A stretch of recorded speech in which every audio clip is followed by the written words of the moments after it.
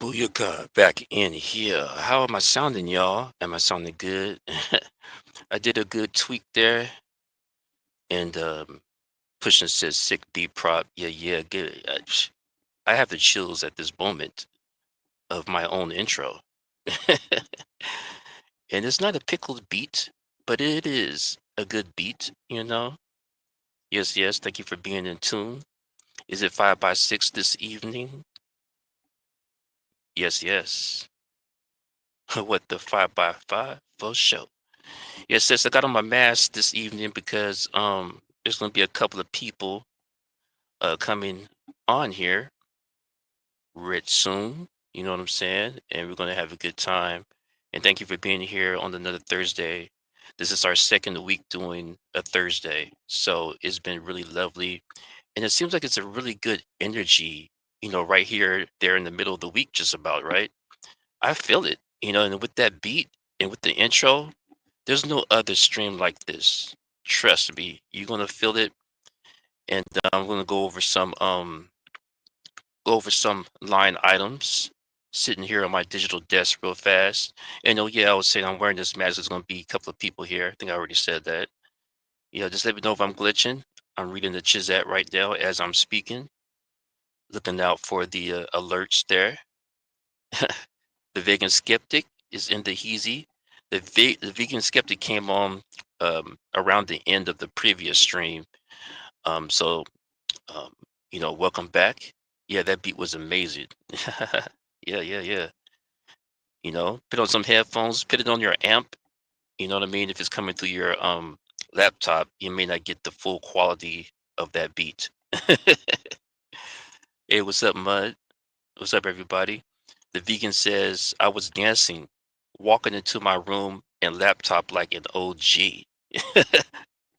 Yeah, OG stands for offering guidance because us, older people, we have to offer guidance to the youngsters and also to, people around our age or whatever. Let's grow, share some good knowledge. You know what I'm saying? Um, Let me go over these line items real quick. Let's see here. If you're going to email me, that's all good. Email me. And oh, the vegan says indeed. As you know, we come here, sometimes the words rhyme. Used to rap a lot. No pun intended, rap a lot. Rap a lot records. I used to rap a lot, so it's just a natural thing. And plus, entertainers are in my family. I have one person right now that told me that they might have a deal with this international superstar. So we're gonna see what happens. I'm not gonna give things away. Give it away, give it away, give it away now. And I've been in tune with a couple of people as well. Actually, some of my favorite rap artists literally gave me their phone number by hand. Like, hey man, give me, it's all good. Give me a call.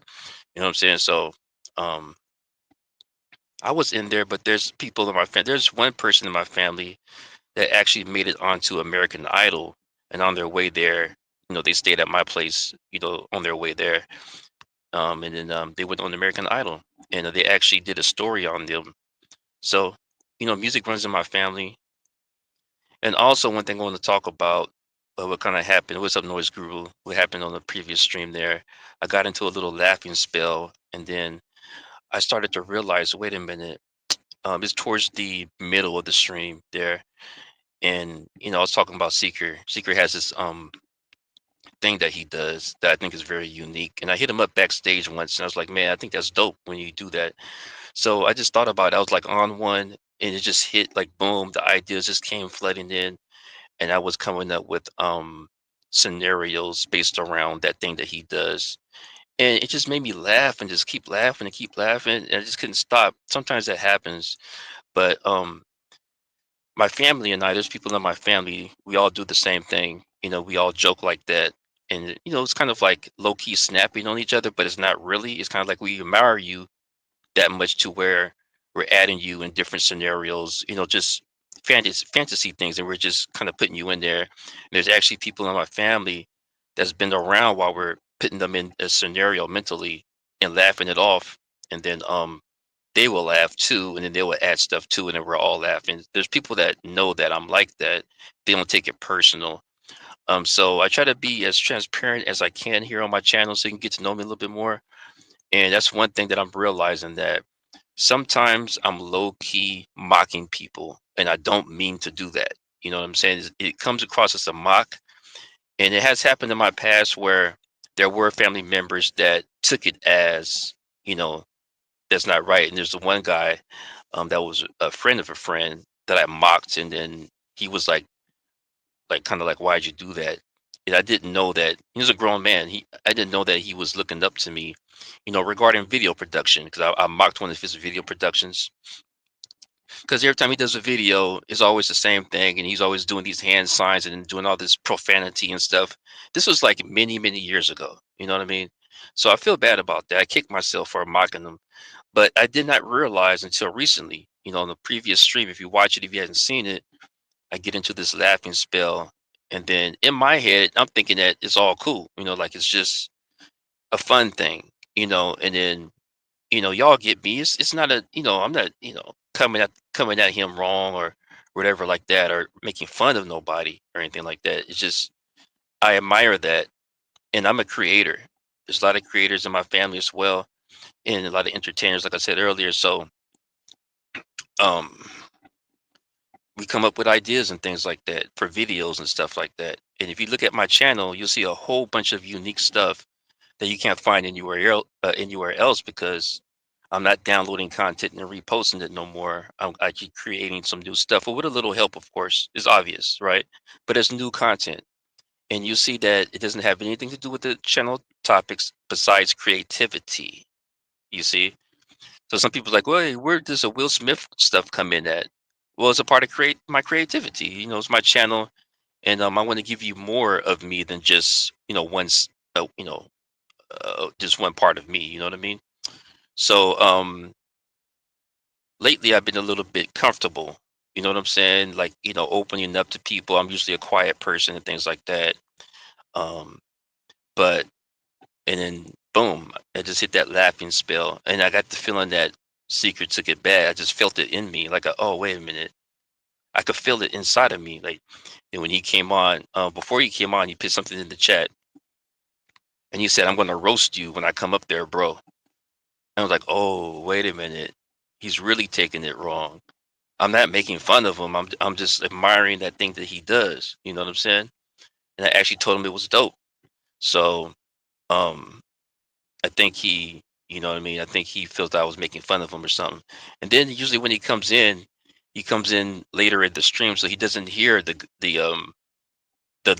line items. He doesn't hear this beginning part. So he hasn't gotten a chance to, I guess, get to know me, unless he go replay a stream, but he usually comes on towards the end. So I've already said all kinds of stuff about myself, and he probably missed it. And we have joked and all this kind of stuff. He probably missed it. So and then here we are. Here go I, right, joking again. And Mudrabbit was talking, and then I'm reading the chat right now. So I sound good. Okay, I think everything sounds good. All right, let me see here. I seen something about what I was just talking about, so I'm going to pull it up real quick. Pushing Button says, "I don't think it came across as you were making fun." Okay, Pushing Button's always here, so I know you were here and heard everything. I appreciate that. But I just got this feeling inside of me, like I had this. If you know that I have skills, right? So I felt it, and I just said something's wrong. You know what I mean? And I could have sworn up and down when he got on. Well, I'll just pay it like when he got on, he was like, "Do that impression of me," and then I was like, "What?" And I did that little thing. He's like, "No, the other impression." He was talking about his voice, the way his voice sounds. So I'm not making fun of his voice. Yeah, like I don't know what he's thinking, but if you're listening, Seeker, I didn't mean it any harm. I was just having a little fun, but we could have fun or whatever like that. Like I said, I have family that we kind of poke fun, but we don't go below. We don't like say things that could, you know, strip away your confidence or your, you know what I mean? Or then like we don't do that. We just kind of like, have fun or something like that. Maybe I say a lot, and then someone says, "Oh, I can hear probably get saying at the the presidential committee when you coming up with funny little stuff like that. That's fine. That's what I'm talking about, and that's what happened. I just start coming up with scenarios But anyway, pushing button says he doesn't think he came across like so that I appreciate that. Vegan says I remember one of those laughings from back in the day on another stream too. It's all good and normal if you ask me. It happens when it happens. Okay, I appreciate that. Yeah, noise girl, because I think I say and too much. Let me know if my voice is too loud. I think my mic is too close, but I don't want to move it, and unless it's a little too loud. Uh, okay. So anyway, I'll close that off with saying that I don't know if he's offended or not, but it wasn't that purpose. And I felt like, low key, like when he did come on, he was talking to Mudrabbit, and I felt like there was an insult thrown at me on the low, but that's just me being observant, and maybe that could be me being imperfect because I could be just assuming that based on thinking that he feels some type of way, when he probably doesn't, right? But I haven't spoken to him. So we'll see what happens. Maybe he'll come back on or whatever like that. But now I'd like to tell everybody before I go into my line items, the line items is only a couple of items I'm going to go through them. And if you have the link already, you can feel free um, to come up or whatever like that. Oh yeah, I'm going to put the link in the description box. It's not there right now during this live stream here. Welcome new people. What I do here is this. We have conversations. I'll make this short, like too short. Um, there's another there. So what I do here is these streams are like phone conversations. We're just having conversations, but it has to be on topic. Noise Guru says too short. Yeah, the rap artist. um, there's another there. Oh man, I got so many to sell. I might charge about $5 each. So this is the thing, and I'm not Richard Reed when I say the thing. Um, yeah. So I'm just reading the chat here. Give me a second. Pushing Button says, I laughed about it, and she read what I said and was kind of defensive about it. That may be what you felt. I laughed about it, and she read what I said and was kind of defensive. That may be what she felt. Noise Guru says, coming straight from Oakland. Oakland. And Noise Guru says, home of the rock. Oakland? Oakland's home of the rock? Huh. Chris or the rock? And then someone in the chat on the previous stream said, "Oh, I see why you're using that profile." See, I don't know why, for sure, but I'd be feeling like you're talking to me, aren't you? He's like, I don't know what. I know why you're using that profile picture, because to get more views or something like that. And I was like, no, not really. But I get what you're saying. I kind of thought about it myself, but I'm not going in for it, you know, into this for that. Because ever since 2020, I said to myself, I'm not going to be impersonal. I'm going to just at least, show a picture, you like it or not. You know what I mean? Of myself, because I don't want to be that impersonal. So I never downloaded the picture and used it as my avatar. It was always me. So on the previous stream, I think it's the first time ever that I used a different picture, like of someone that actually doesn't even exist. Figure that one out. And I just say, yeah, this person that doesn't really exist, he looks kind of handsome, and maybe people would think that's me,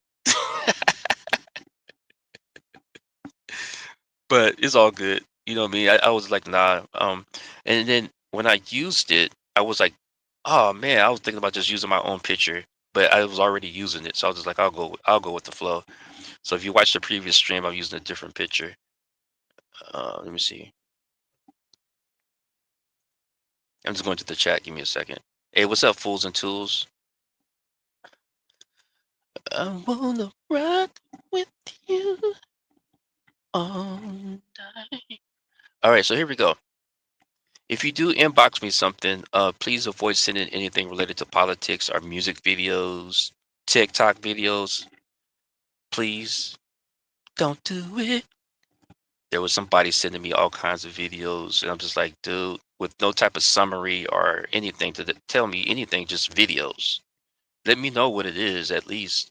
But it would have to be something of the guidelines, because I don't want just stuff, spam or whatever. You know what I mean? Current events, future predictions, trigger warning stuff. You know what I mean? People talking about stuff on TikTok or whatever. I'm not trying to hear it. You know what I mean? Um, if I want to hear something like that, I'll look into it myself. But I don't want people sending it to my email because I don't want to be linked to sensitive or controversial content by association. It's the internet. Remember, enter the net, web. Who's the arachna? Who's going to wrap you up? Don't let them do it. Allison, don't let them do it. What's up, Allison? Allison's a long time, um, I would say associate. 3 years back, she was one of the people, um, she's one of the people in the ME community. And then she was one of the people that was backstage with me in the private backstage chat with a lot of those cats from the IMEC group. So she came in. She was one of the people that came in a little bit later. So Allison Briscoe, you know what I mean? Take me back to 3 years ago. Literally rhymes right there. All right, so on into the line items. All right. So let's see, CSI. Let me see here. All right, so if you're gonna come up, please, everybody, everybody, clap your hands. Let's go, everybody.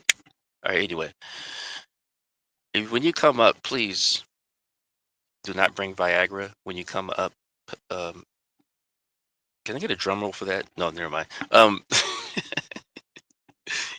me look at the Chizette. What's up, Katina Birdcage? What's up? I keep thinking your avatar is a woman or some kind of cat. Cause I see like it looks like an ear at the top, or there's a tail. I keep thinking there's a bottom of a dress. Huh. But what up? What up? All right. So when you do come up, please, people. This is a group conversation, like we're on the phone. So lurkers, this is what we do. Sometimes I'm on the phone with people. We have a deep conversation, and I said, let's take it on to the stream. People agree to it. Now we're doing these open panels, and I'm allowing other people to come on. So if you come on, please follow the guidelines in the description box. Don't just click the link and wait backstage. You have to follow the link instructions. If you're just idling backstage, like American, get it? American Idol. If you're just idling backstage, posing, I'm just gonna just remove you. We need verification that you're going to follow the guidelines. When you come up, I don't want to hear no profanity, please. Okay? I'm trying to go far with this. I want my little niece to be able to listen and watch this, right?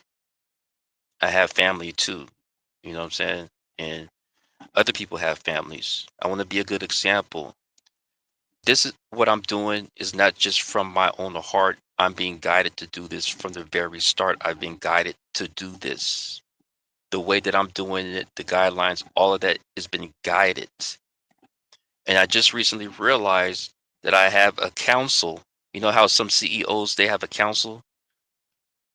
Now, one person may think that, oh, he's talking about me. Yeah, there's more than one person, but I'm not going to say no names. But if you think it's you, do not bring it up on the panel. If you come up, do not say that you think it's you.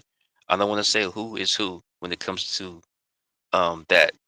That's in my mind. That's what I'm thinking right now. I just now brought it up. I thought about this before I went live. Like, I have a council. Now, you know what a council does, right? They kind of, I'm not going to say, but they kind of oversee. So I'm appreciative of you. All right, let me look in the chat real quick. Tina Birdcage says we covered this before. Prop.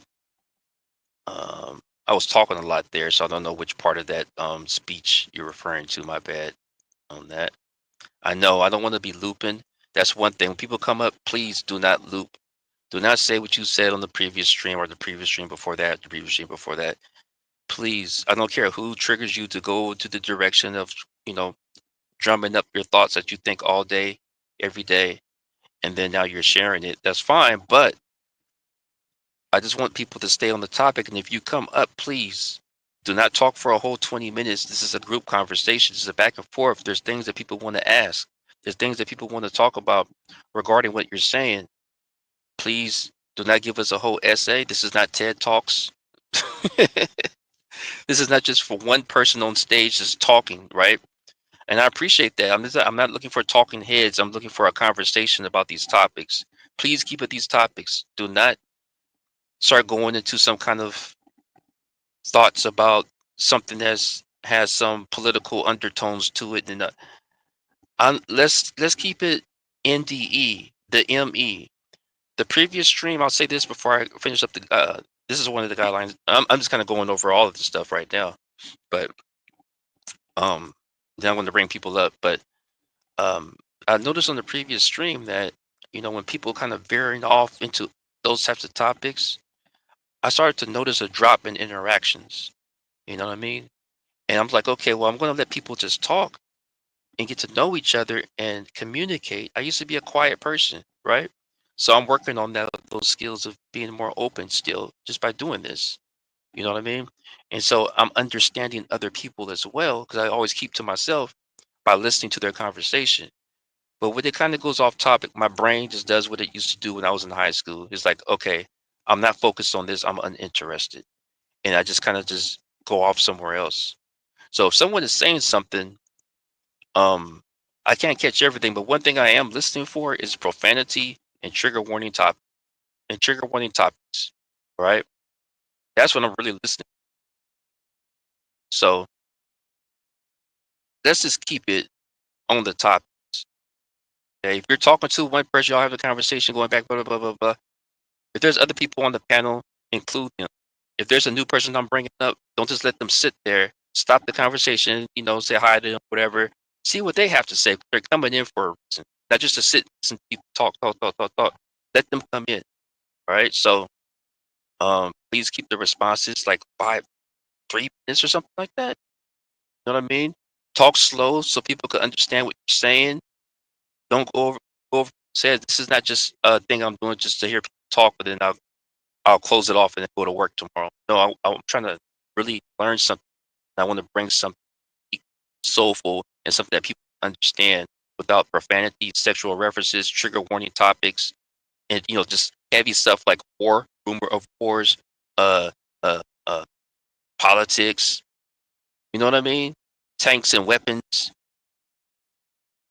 People came up here using stuff in their examples like red rum and actually literally saying the word. Oh, this person, blah blah blah blah. Don't say that. This this is propagate this light. You know what I mean? Let's keep it light. I mean, choose other words. It's not CNN. Now, I'm not going to project they project just because I hear it a lot. That's the whole trick, right? To push what these others push that you claim that is brainwashing society. So why are you pushing it on your channel? You could be talking about anything else. Or don't push it here as well. That right pushing button. All right, so I have somebody at the door real fast. I'm going to bring them up in a second. And again, let's have a conversation. I'm not talking to one person. There's been multiple people that it's kind of just kind of go into their own world. Whatever. Like, let's have a conversation. Oh, one other thing before I bring this person up that um about 3 streams ago, um, let's say reality shifter. I already talked about this reality shifter. Some people don't know these names. These like panel reality shifter, American Zombie. They were talking at the time, right? Then I'm listening and I'm veering off of their conversation because I don't know what they're talking about. Like it's an interest, but I'm listening for profanity, trigger warning topic. So, somebody says, I'm not gonna say the name, but they said the F. They keep talking. Say, hey, um, you said the F word. The guy that said the F word said, I didn't say the F word. And then the other guy says, I didn't hear nothing either. And I'm like, here, now we're gonna turn this into a propagates hearing thing, right? No, we're not gonna do that. I know where it's. So I did something that I'm not going to do all the time. I'm not going to keep going back and getting the clip and playing it. I got time for all. I got other things I got to. And my computer is. I already showed y'all my computer on the earlier stream that my C drive is filled. Oh, wait a minute. Okay. Give me a second. I'm gonna come back.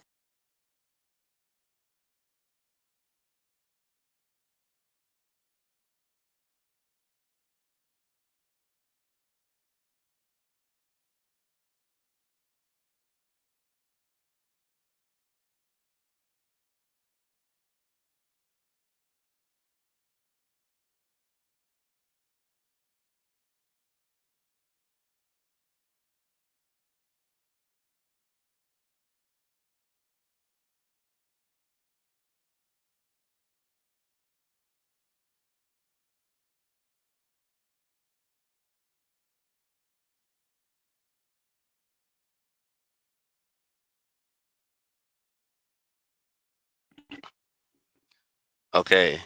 Sorry about that. I was just going off. How do I sound right now? Hopefully it doesn't go into this hole. It sounds good, and then it goes right back into it again. Let me know how I sound, please. Thank you so much for letting me know. Better? Okay. Okay. Mudrabbit. Okay, Chris. Okay. Do I sound too loud? I know there's been times where my voice will get amped up. I apologize for that if I'm in your ear. Sounds good so far. Thank you so much. I appreciate you. Sounds good so far. Okay. Thank you. And I have a person at the door waiting to come up. I'm going to bring them up in a minute. I'm going to kind of tone down a bit. I get a little emotional about all this stuff. Don't want to come across too hard here. Thank you so much. Call me Viagra, huh? So basically, if someone comes up and goes against the guidelines, and let's say people are going at it with each other, and they're not using profanity, and it kind of turns into like someone comes across egotistical, or someone tells someone to be quiet or something like that, or shut up or whatever. I've seen a stream before where the host kept being a referee, and I was listening to this, and it was hard. It was a hard listen because as I'm like in the storyline, someone's voice keeps jumping in the middle of it and messing up the whole thing. I want to see where it goes. You know what I'm saying? And especially in some of these channels, okay, it's all good. Thank you, kid. Some of these channels, they don't have guidelines like me. This is one of the reasons, in my opinion, this is one of the reasons why it gets squeezed, all the juice gets squeezed out of it when they go the drama route. And especially if the host is getting involved in doing things too. It's all open ended and people are doing whatever and saying whatever. I'm not too much worried about it here because I know what I've done and going to do if something goes down, and I know how to handle it beforehand. And at the same time, like I said, it's not just me doing this. I'm being guided. I was guided from the start to do it this way. So I have my safeguards.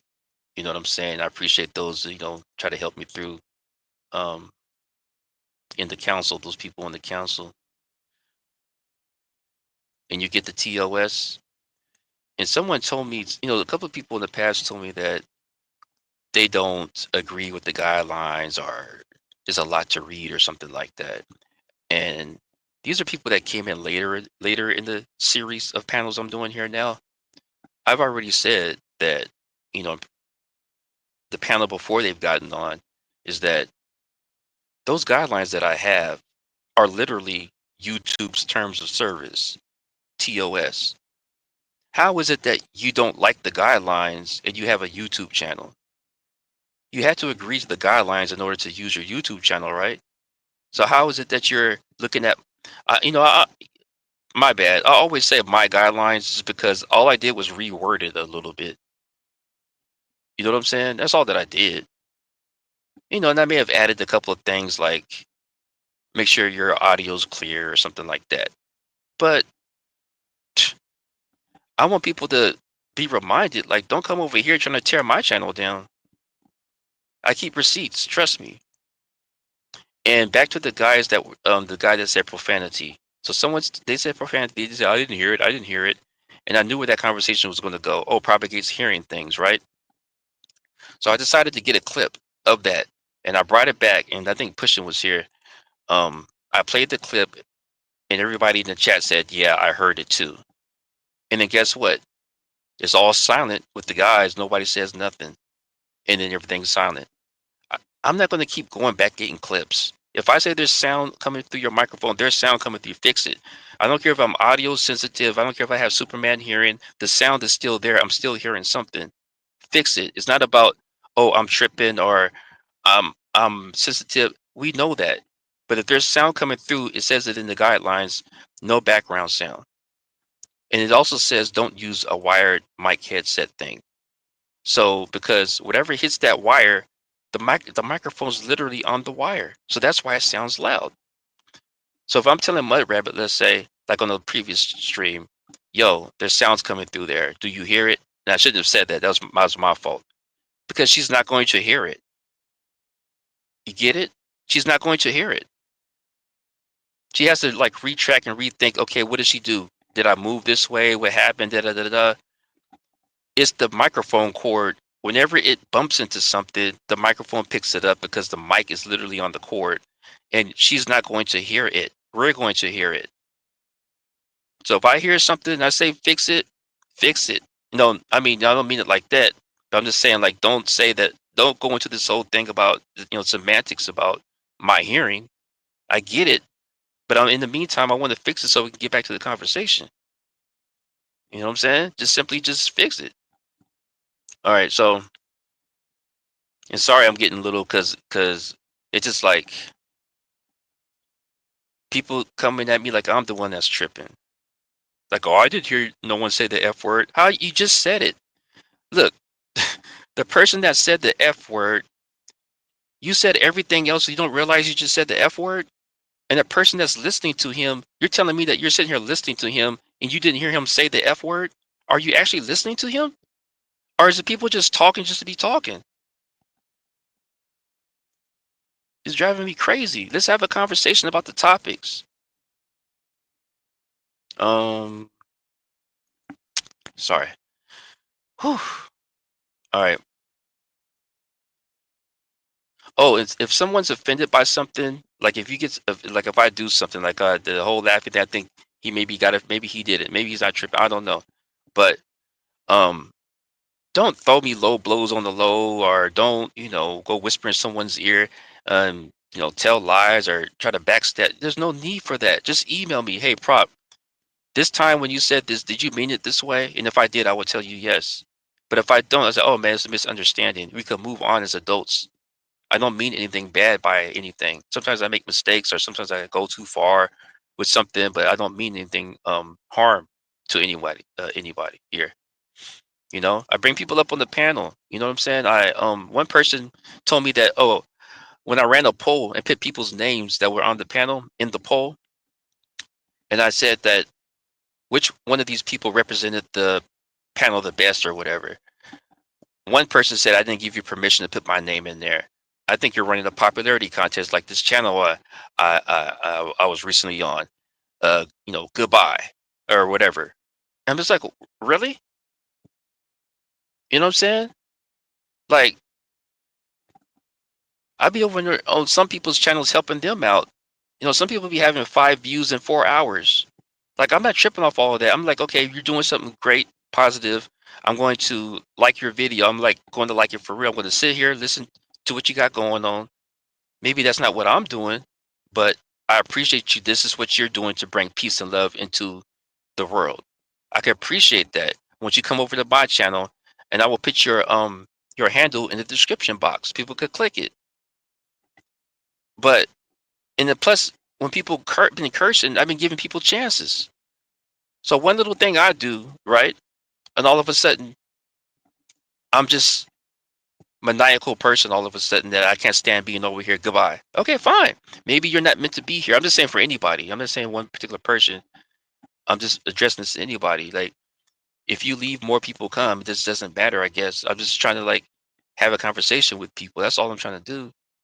You know what I mean? There's no popularity contest here. Let me see here. What else I'm going to go over? All right, I keep looking at the chat to make sure that there's no glitching. So thank you for letting me know. All right. Hey, person that was at the door. Let me see. You could come back, baby. Come back. Let me see here. No pun intended. Uh, I had to kick the Noelle off. I gave her many chances. Some people may not know who that is. Um, especially if someone's flashing at somebody new. And is my consistent guest has been up here many streams. Then all of a sudden, someone new clicks the link, and I allow them to come up. They follow the guidelines. They confirm that they will follow all that stuff. They click the link. Someone opens their mic, a consistent guest. Who are you? What are you doing here? What the F do you want? Literally saying, I'm like, wait a minute, where's this coming from? Wow. You know what I'm saying? It makes you think like, really? Is it that deep? You know what I mean? Like, are you running with something that's doing this or what? Because I'm trying to do a good thing here. And I know what it's guided by. Guided by the light. At least I would say so. But anyway, some people fall off and some people fall in. Get what I'm saying? So it's all good. I would love some of the people in the past to come back, but they want to block me and all this other stuff like that, and are think of me a certain way that I'm not. I mean, whatever. At least I'm man enough to try to iron out the details. If I mean it, I meant it. If it was a misunderstanding, I'll say it. Give me a chance to say something about it. When I've given people many chances when they've been using profanity and all this other stuff like this, and I'm trying to do something positive. Let's see. Okay. So remember, when I have an idea, it's like a prayer. At least to me, it's like a prayer. But I'm not sending it, I'm receiving it, and I'm trying to export it out. And these panels here is a part of that process. Okay. So let's stay on the topics, please, people. Let me see here. I'm just going over my digital desk. All right, let me see here. All right, so that'll be it. So person that was at the door, you're welcome to come back. Maybe you had to go use the restroom. It's a meeting in the ladies' room. It's probably a meeting in the ladies' room. Huh. I'm reading the Chizat right now. You can't reason with someone who's unreasonable. Fools and Tools says you can't reason with someone who's unreasonable. Hmm. Fools and Tools says you can't fix stupid. Huh. Or you could you could be like, when someone is acting up, you could be like, how much of a fool how much of a fool would you be if you weren't stupid?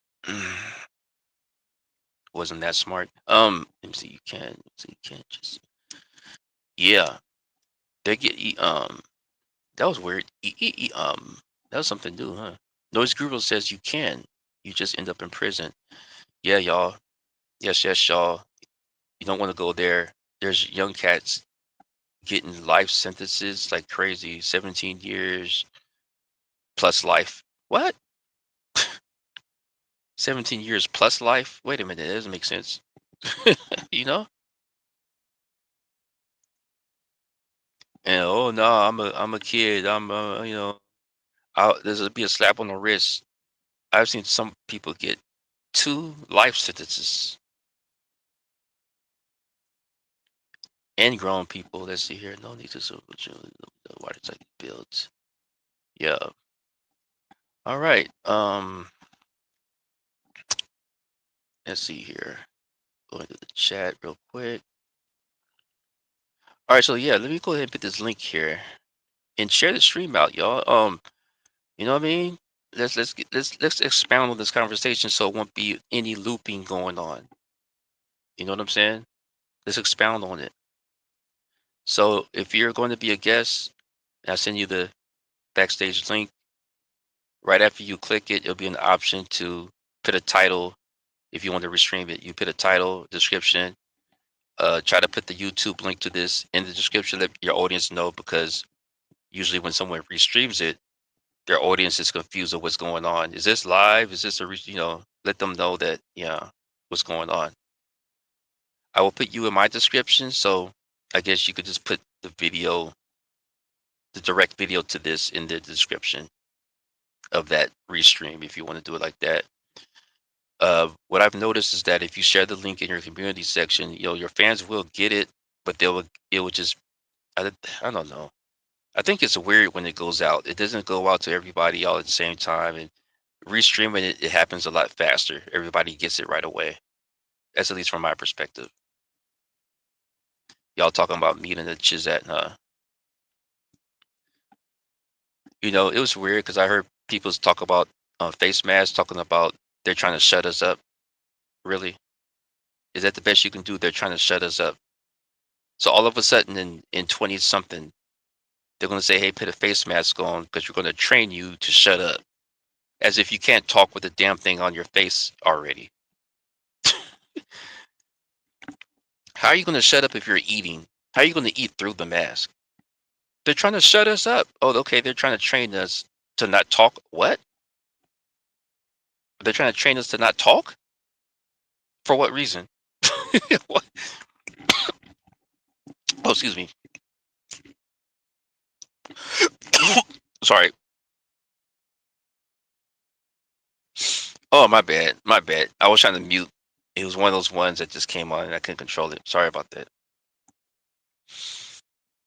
Ooh, I have a mask on now. I'm still talking. They're gonna train us English, math, and all this stuff, and science, all the stuff they say that it's a lie, just to shut us up, just so we can't say nothing about what. They're gonna shut everybody up that wears a mask, even the kids that wear a mask, right? They're trying to shut us up. Does that make sense to y'all? Anyway, I'm just sharing some thoughts here about that. Um, Katina says that was 5 years ago. All right, let me get the link here. Give me a second to wreck it. Invite guest.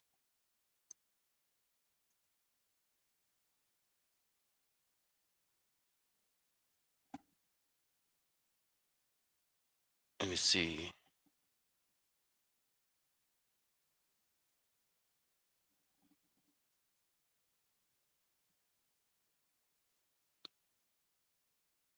All right, let me see here.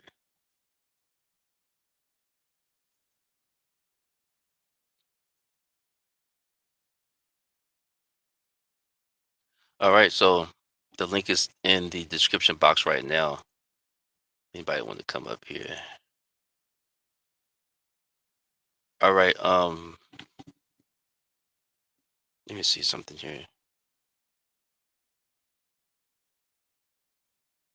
Psy, um, where are you at? Hopefully I didn't say anything. Um, I guess that was offensive, I guess. I don't know. I just be worried, man. I just be trying to spread positivity, and sometimes people be like, I was offended when you said, I'm like, what did I say? You know? I just want everybody to have a good vibe here. Let's see here. Hey, Mud, are you here? Where are you at? Going through the chat here. Hmm. Okay. Everybody hear me good, right? Let's see here.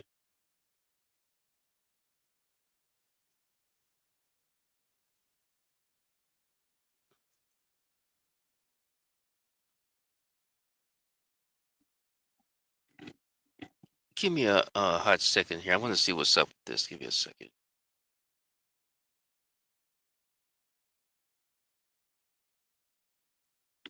Okay, I see you, vegan. Um, oh, your first one, huh? That's nice.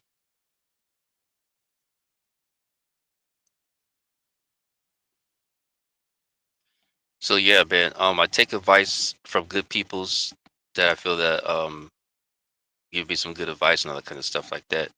But trust me, I appreciate it, and I'm listening, and I'll take in what I take in. But I want people to um when to know that when I hear sounds coming through, I don't want a stream where there's a lot of stuff. So um I've already spoke to someone off panel about it, so we already had a discussion about it. But that's not just about that person, it's about anybody that comes up, because this is something that's been happening. People have come up here trying to say that they didn't say what they said, or there's no sounds coming through the mic, and people are trying to say that I'm tripping. You know what I'm saying? I hear sounds coming through the mic.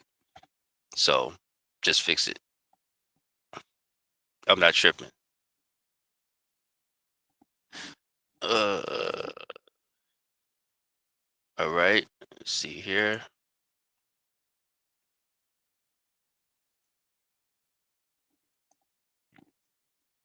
Let me see something here. Give me 1 second.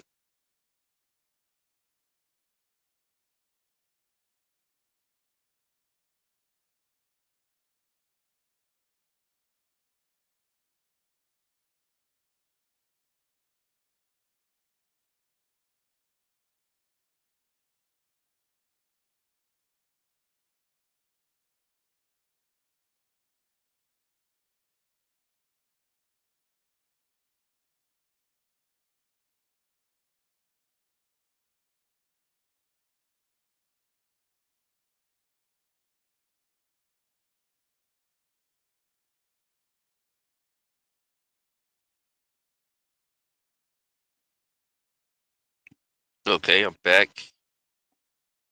Give me 1 second here.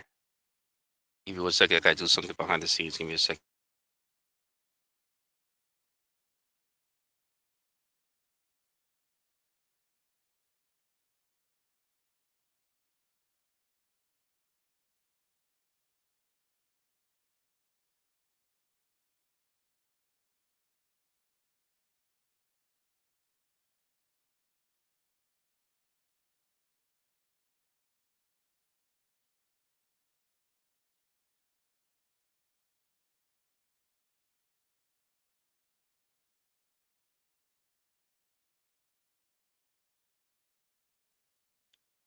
Okay, okay. Thanks for rocking. Let me see here. Uh, so pushing. I think I sent you the link as well in your email if you want to come up.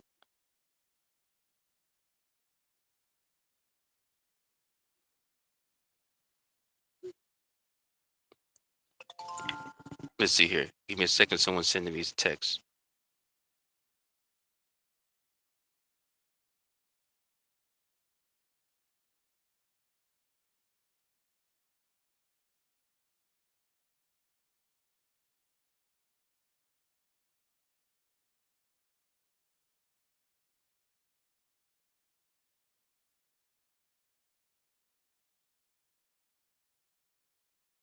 Okay, sorry about that, y'all. Sorry about that. I had to answer a text here, Mudrabbit. I'm trying to figure out what's going on. I just seen her in the chat. She says she's here. I found a new product and I'm working on paneling my new office. Nice. Okay, just give me a second, though. She sent me a text. Give me a second.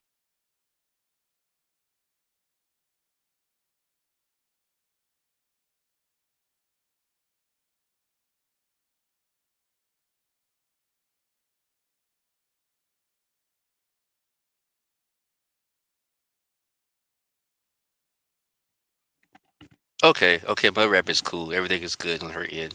Yeah, there she go. Okay, okay, here we go. All right, let's sure. Now, I don't know where Psy disappeared to. Oh, hopefully Psy will come back. Psy was here. Submitted. Okay, do I sound 5, 6 by 8? Do I have a slam dunk here, y'all? I appreciate y'all. Red Gloves, what's up? I see a lot of y'all coming in. If I don't say your names, I do see. I'm listening to the conversation. I'm seeing y'all chat too. I'm buffering right now. My buffering.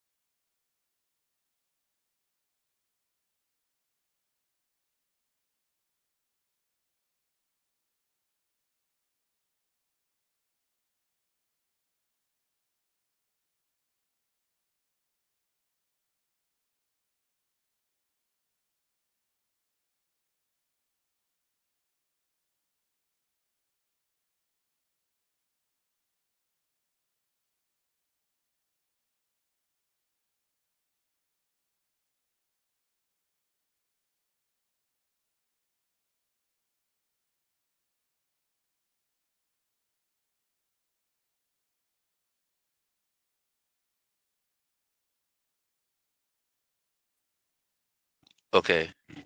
How do I sound?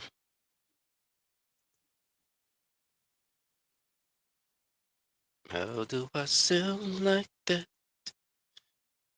Pushing says while he clears that up, hit the light. Better so far. Okay. All right. Sounds good. Okay. All right. Here we go. We're gonna start this.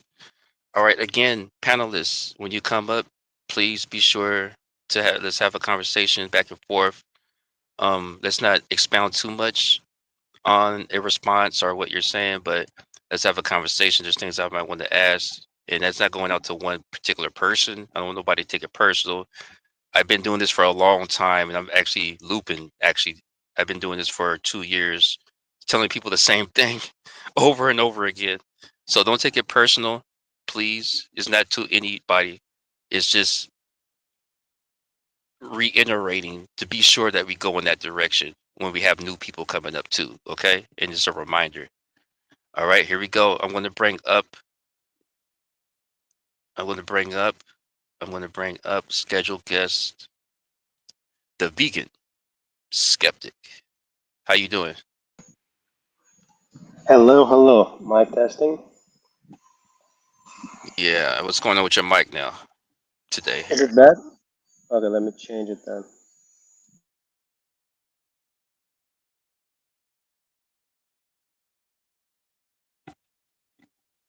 Yeah, Vegan Skeptic, you might want to fix the profile picture too. It went black on us there. It turned into an African American. It went black on us there. Uh, no, it's fine. So he'll say be right back. Yeah, make sure you're not using the speakerphone. Make sure you're not. Make sure you're not using speakerphone, a wired headset, or a wired headset.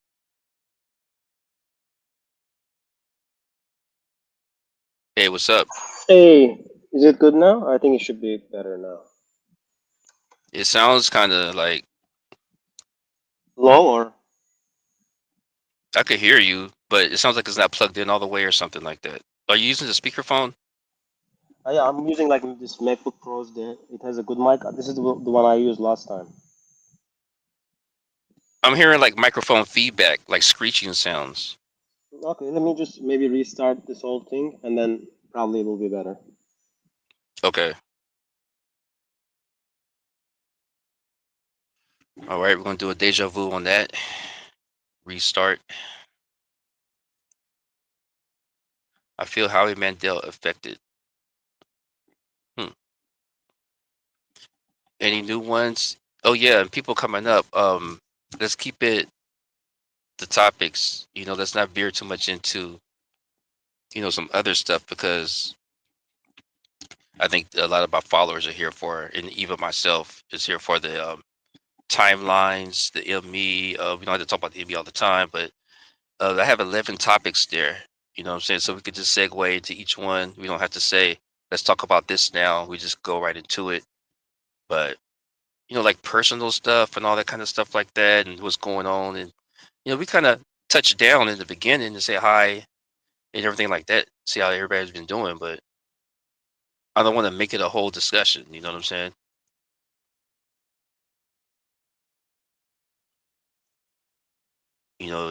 We're just checking in when we first start off. Oh, my rabbit is here. My bad. And everybody, let's get to the rabbit. How you doing, my rabbit? Hello. Hey, what's up?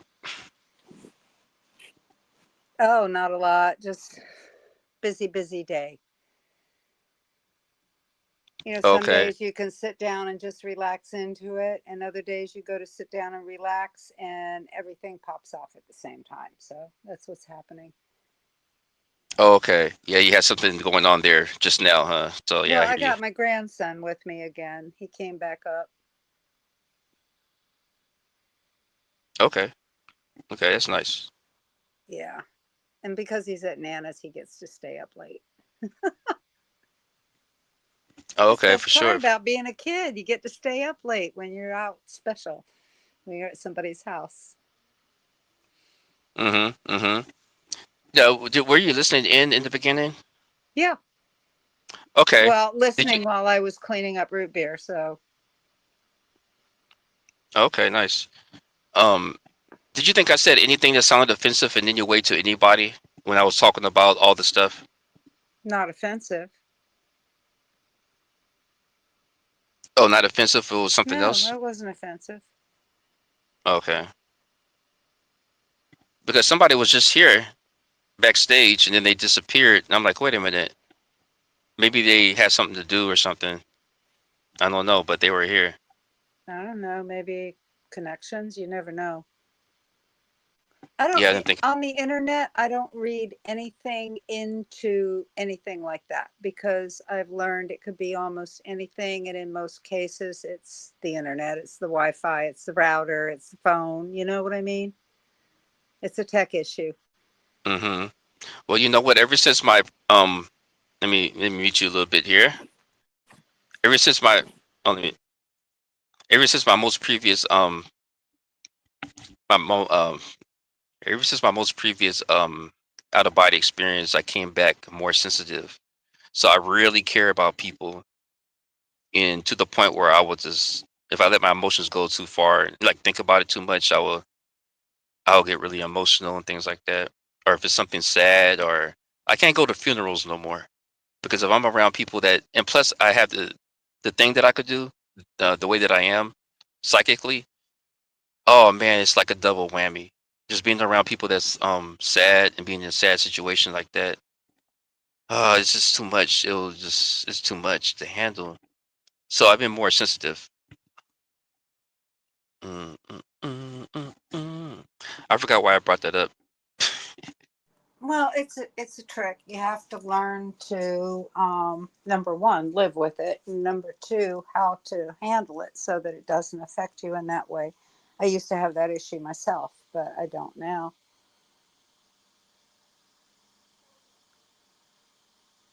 Okay, yeah, for sure.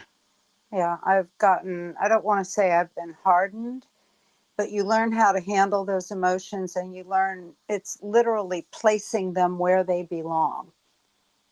And if they're making you sad over something that happened to somebody you don't know, it's okay to feel it in your solar plexus, but you don't have to let it make you cry. You don't have to let it affect you emotionally. There's a trick, it's called holding it in your throat. Whenever you feel emotional, concentrate on holding it in your throat so that you don't, get all teary eyed and upset. Hold it in your throat. Mm-hmm. Because you get that lump in the bottom of your throat when you start to get upset. And the more you try to fight it, the more you feel that lump in your throat, and just hold it there. Just concentrate on that and hold it there. Don't let it go into your head or you'll be an emotional wreck.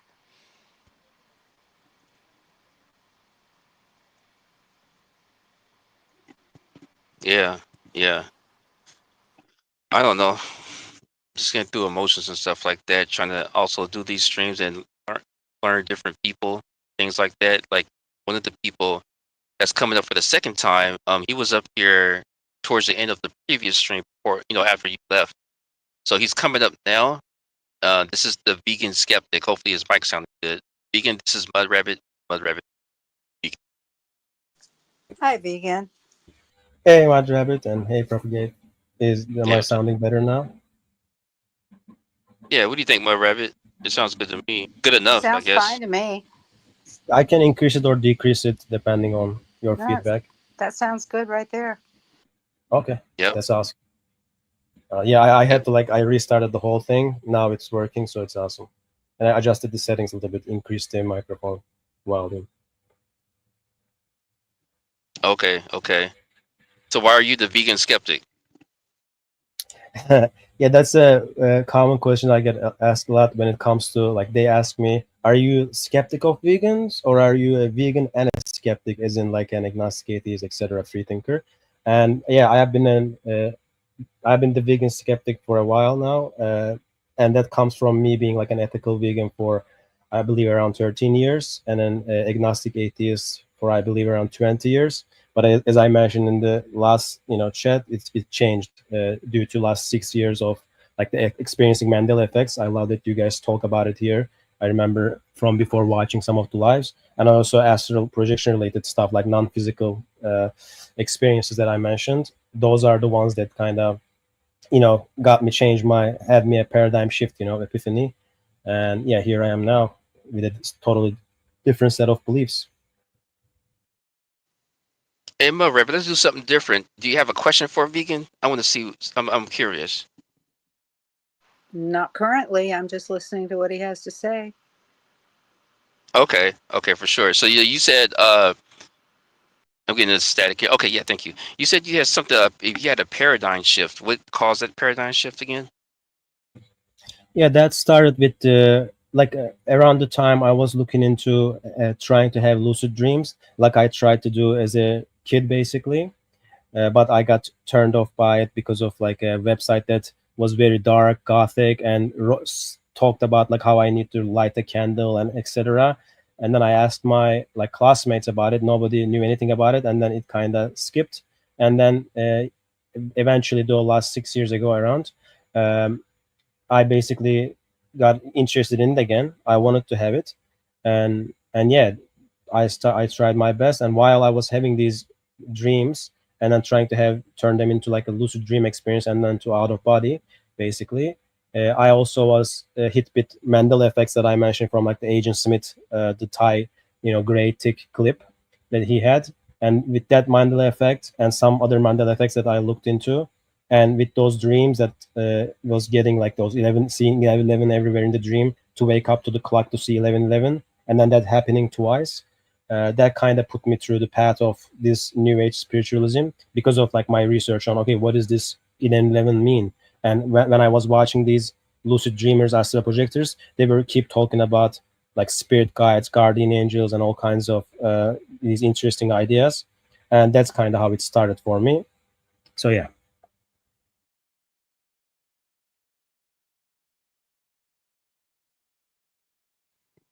Okay, Sai.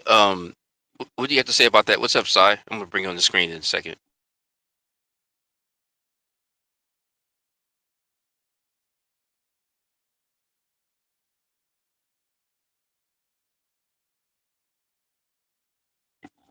Okay, can anybody hear me? You can hear me, right, Vegan? Yeah, I can hear you on my end. I can hear you. There she is. What's up, Yeah. Sai? How Hi, you hi, doing? everybody. Hello, Sai. Yeah, yeah. How's Sai, everybody this is doing today? good. Sai, Doing this is well. Vegan.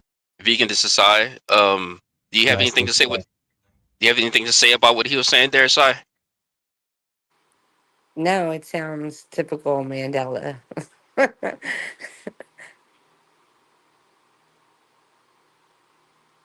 Oh, what do you mean, typical Mandela? Just the stuff he was saying. A lot of people have said that. Okay. Yeah, typical awakening stuff, right? I also noticed the same usually with Mandela effects. Like it is totally paradigm shifting. It is totally like you start questioning your reality. How come this changed all of a sudden? What's going on here? So I definitely feel that what Sai is saying. Yeah. Okay, there, vegan. So what would you say is your top men? Your top ME that you know for sure, or your top MEs, plural. That's interesting. I would want to go into also like I created this playlist, not playlist, but like a Imgur album of like 130 plus, around 130, I believe, Mandela effects. And because I was like making a list, and while making that list, I remember like, oh my god, like this is that way too now. And like the Soul movie, like I want to play a game thing that was another big one for me. But Monopoly, uh, game with the monocle is another huge one for me.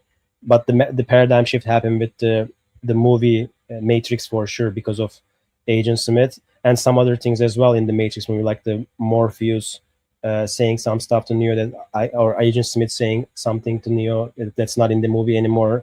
I can go. I would have to go look back into my notes to see what they were like to that the album that I created. But yeah, I mean, there's just those are definitely big, especially the Matrix one was huge for me since I just watched it, and then the video of it made by this Mandela Effect YouTuber came in very recently afterwards. That and because of that, then I went back to the files as mentioned, and then yeah, like seeing in these same files that none of those Thai clips were there before, and now they are all there. It was a huge paradigm shift for me. That's, yeah.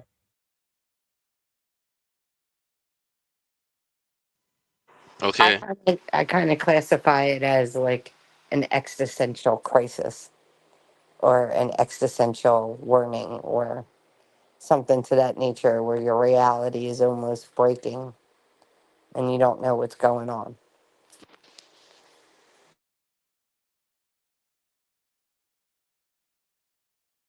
Exactly. Yeah. Yeah. It is. It's like literally like a Matrix glitch almost, as if like uh, you see the black cat and then you see the black cat again, like that Matrix movie, and it's like so puzzling. How come can this happen? And especially when it gets deeper, when we talk about these more spiritual, deeper stuff like astral projection and combining them with everything else we know, including even scientific stuff like double slit experiments, quantum entanglement, just things just gets way more interesting. Everything when we look at everything.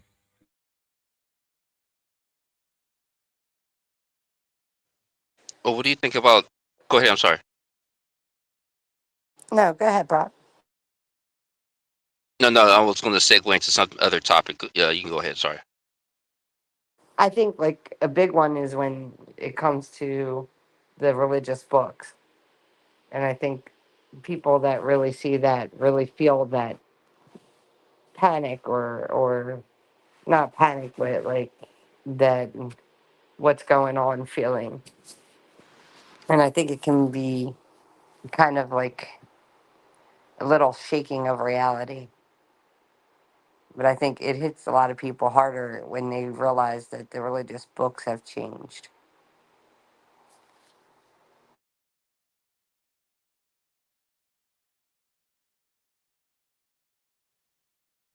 Yeah. Yeah, and especially that the lion one, right? Like the lay with the wolf versus uh, like the lion shall lie down with the lamb, or the wolf also shall lie with the lamb. That one is a huge one for me as well, and I know it's a huge one for a lot of people. For me, it was Wink and Winketh and aliens in the Bible and stuff like that. Like there were some things, and I'm like looking at it, I'm like that wasn't that before, and the fact it changed right in front of me as I was reading it, that was a little shaky. That is the most interesting, actually. So it happens while you were reading, because I have heard of some of those examples from others before when they were saying, like, look at father, like, look, father, like they're speaking on their phone with their father, like, go get your Bible, check, get to this page, read it, and then he was reading it. I remember from like listening to it, and then his father or himself maybe said that like it changed in front of like while reading it, it changed. He said, and there are other things like this that's very puzzling when people put on the like the movie tapes from very old cassettes and then like watch Star Wars and all of a sudden like Luke, I am your father, Mandela Effect thing, changing also some people's like in front of their eyes. And to me though, the most fascinating thing when it comes to this topic is like the hardcore residues or the hardcore evidence when it comes to like we have for example this picture that of the Tinkerman where the Tinkerman places his arm to his head, right, like to, let's say, or to his chin. I don't remember even like what's right now the thing. Maybe right now he's placing it to his mouth or nose, but basically like we have this picture where a lot of people are posing in front of the Tinkerman, but they are posing the wrong Mandela affected way, but it's right in front of them in the picture. So these pictures basically kind of changing, or these residues also, they are just so interesting that makes the puzzle way more interesting. And for me, these are just clues that we are not necessarily living in the real reality, and that this is like almost like something like unreality as far as I see it. And that to me, I see these as clues that this is what's going on. There's something else going on, basically. I find it interesting that you see them as clues because I see them as a distraction.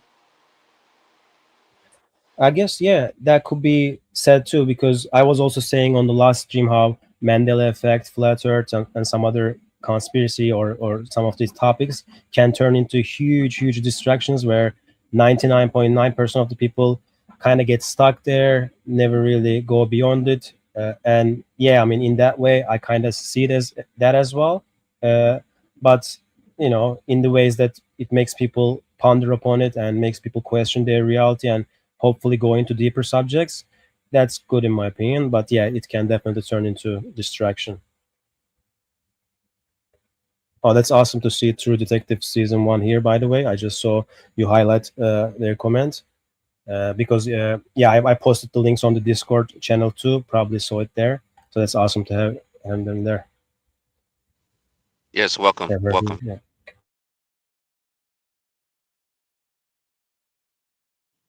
Well, what do you think about the? And thank you for sharing the link. What do you think about Egg McMahon? The comment here.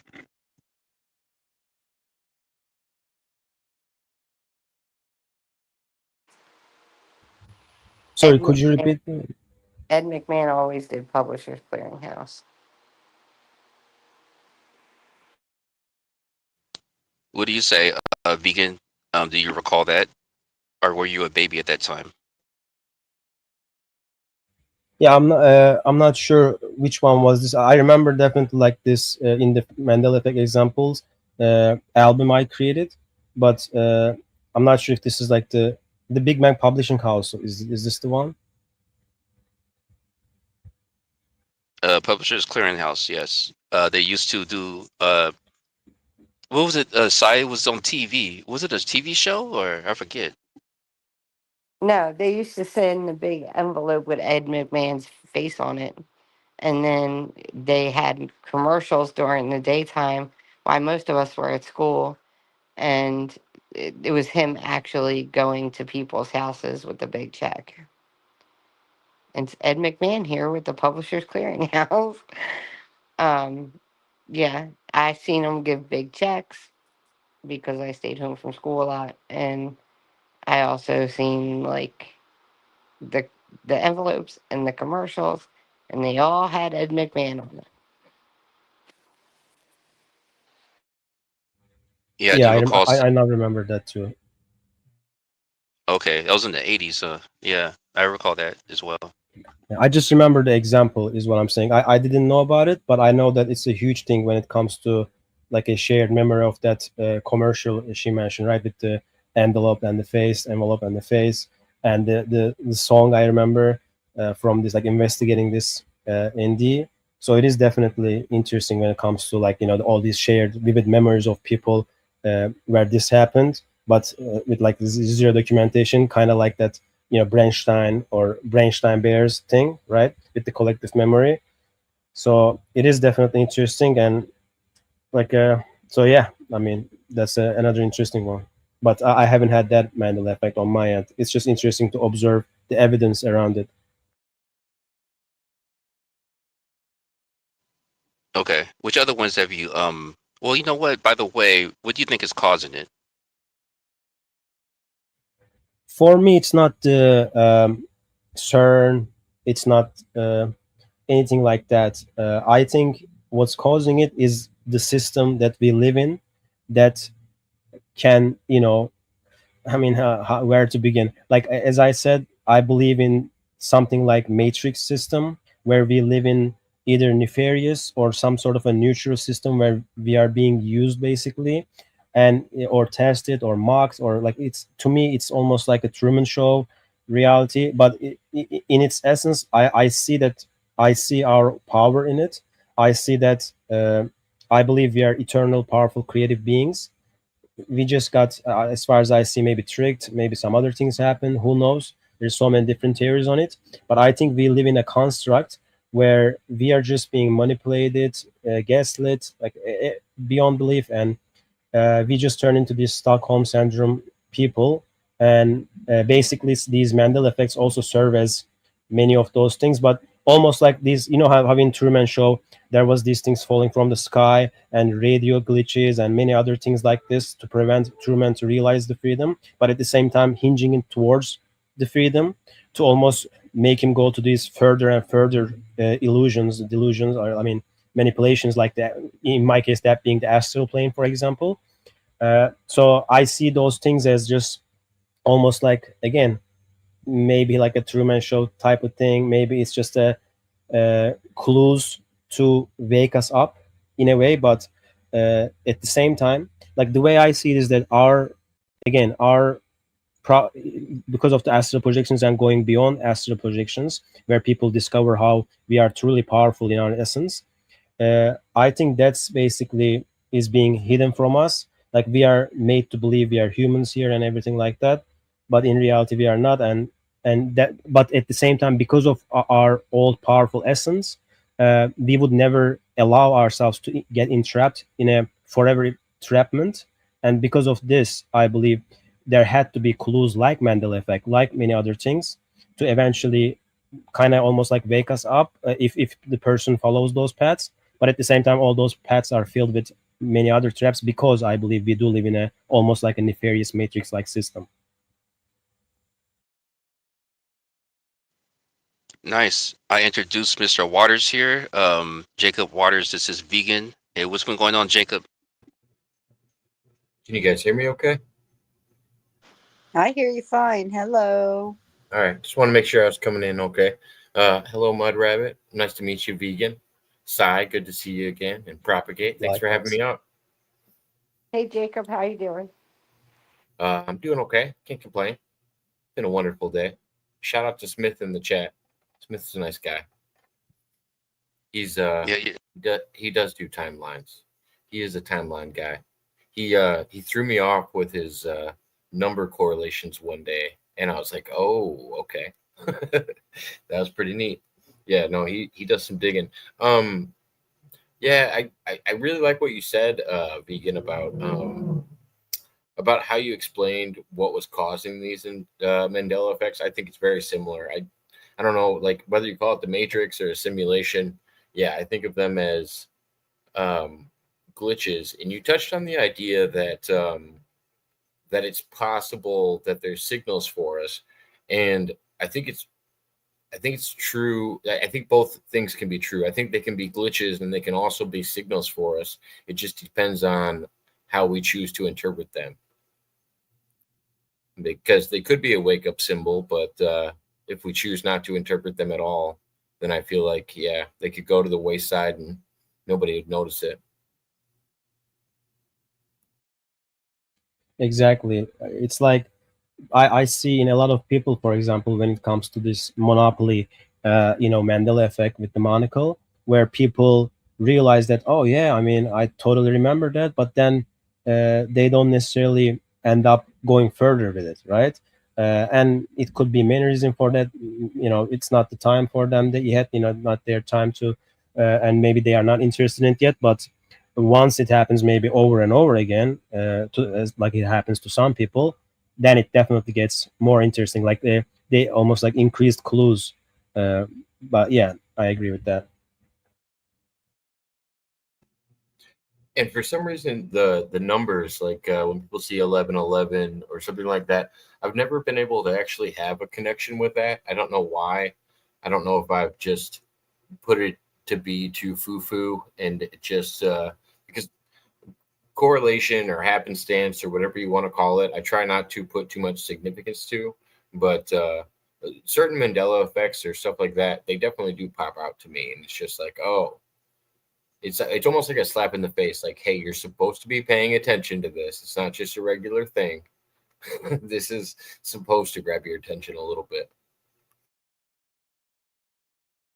Exactly. And also, when the person doesn't almost like ignores it, some other stuff starts happening, right? I guess it was to me in that way, and I see it in some other examples too, where maybe one thing didn't get your attention, so now almost like the system tries to get you with something else, and then with something else, just like in that Truman Show movie, where the evidence keep building up, and at some point you start the question, and at some point you start the question deeper, and then it gives you even more reasons to question deeper. But I mean, does it happen to everyone? I'm not sure. But yeah, as far as I like what you said, I kind of see it that way as well. So I don't know how many people on the panel. I kind of want to pose this question for everybody. I don't know how many people believe in like simulation or matrix or whatever you want to call it, but a lot of the times I've been talking to people about the existence of God or religion inside of a simulation, and I totally think God can exist and inside of a simulation, whether you want to call it God or a higher being, a hacker, or the person writing the code. But there's always, I don't know, I feel like there's always a place that you can set them inside of even the simulation. I didn't know if anybody else had theories on that or has thought about that. Like if you could place religion inside of simulation theory. I'm interested in that theory for sure, but I also see it like Sai was saying, almost like another distraction as well, or another tool of the system to also dispower us at the same time. But it is definitely an interesting theory that comes with a lot of interesting evidence. And when it comes to the religion aspect of it, I just see it as, on my end, uh, I like that metaverse thing where, again, imagine like a metaverse becomes real, and then we go into it, but because nobody reads the terms of service, let's say you get mind wiped, and then all of a sudden, once a god gets mind wiped, right, then they can make you believe in anything, like put you in a, again, cartoon world, and everything like that, where all of a sudden there's the cartoon religions, cartoon politics, cartoon space, cartoon science, and we are all there thinking that it's all real, but eventuality it was actually all there to trick you, to deceive you, or again, but at the same time, maybe there was the clues there also, like the rules had to have the clues in it almost, so that we have option to kind of get out of the prison in a way. That's how I see it. So, playing off of what you just said, I do think it's 100% possible for there to be fake things inside of that as well. But when I use religion as an example inside of simulation, I'm thinking of like the miracles and stuff like that that people point to inside of religion that would make it seem like it's almost going beyond physics. So it's almost like breaking the system that we know. So things that are like walking, like Jesus walking on water, or turning water into wine, or any kind of alchemy. Um, I think that can be pointed to, and they go, "Oh, okay, that's not what we normally see." Not like a con artist trying to get people to pay money to join a religion, not like Scientology or something. I feel like It has to be grounded in some kind of, I guess, miracles. I guess that's the best term, or maybe magic, just something that defies logic for us, that seems like it's outside of the regular system. Yeah, definitely. I definitely see, like, when it comes to those, Jesus walking on water, turning into wine, and all these, even like from the Muslim example, like splitting the moon, and anything like that. Like it's almost like this fluid reality that we live in. I like to call it like almost like this astral plane. We are in the most dense version of this layered system, and it's like the most physical, most dense place. And yes, I mean, it's definitely makes all of this interesting, since religious, like, can it be a control system of the simulation or not? And I don't necessarily believe in the simulation theory as it is written. I kind of see it as like a spiritual simulation, almost like but yeah, it is, all of this is definitely interesting when we involve entities, gods, religions, science, and everything is kind of debating each other, and which one is right. What if it's all there to distract you? What if it's all there to, you know, prevent you, or to give you clues at the same time? But it's those, mind prisons that I mentioned from last stream is definitely strong, and it's hard to dodge those mind prisons. Some of these things can turn into mind prisons, some of these beliefs.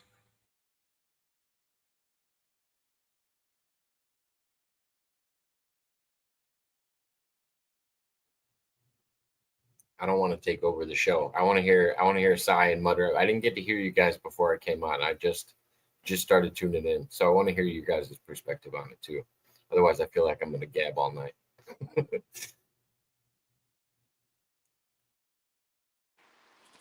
Well, I kind of feel like I'm not a matrixy glitch in the matrix type person, so I don't think we're all in just one simulation in video game. It's actually the supernatural. It's the supernatural has been on this roller coaster of highs and lows, where it's dipping, and the highs are really high and can be really extremely felt when it wants to impact. It's definitely not like the easiest for most people to go through. So I've sensed it, I've seen it, and I definitely feel it. So it's kind of like I can't vibe on the whole Matrix thing, because that it reminds me too much of a video game, and it kind of is not my thing. But I can understand that you guys feel like it's a Matrix and that we're in some kind of simulation.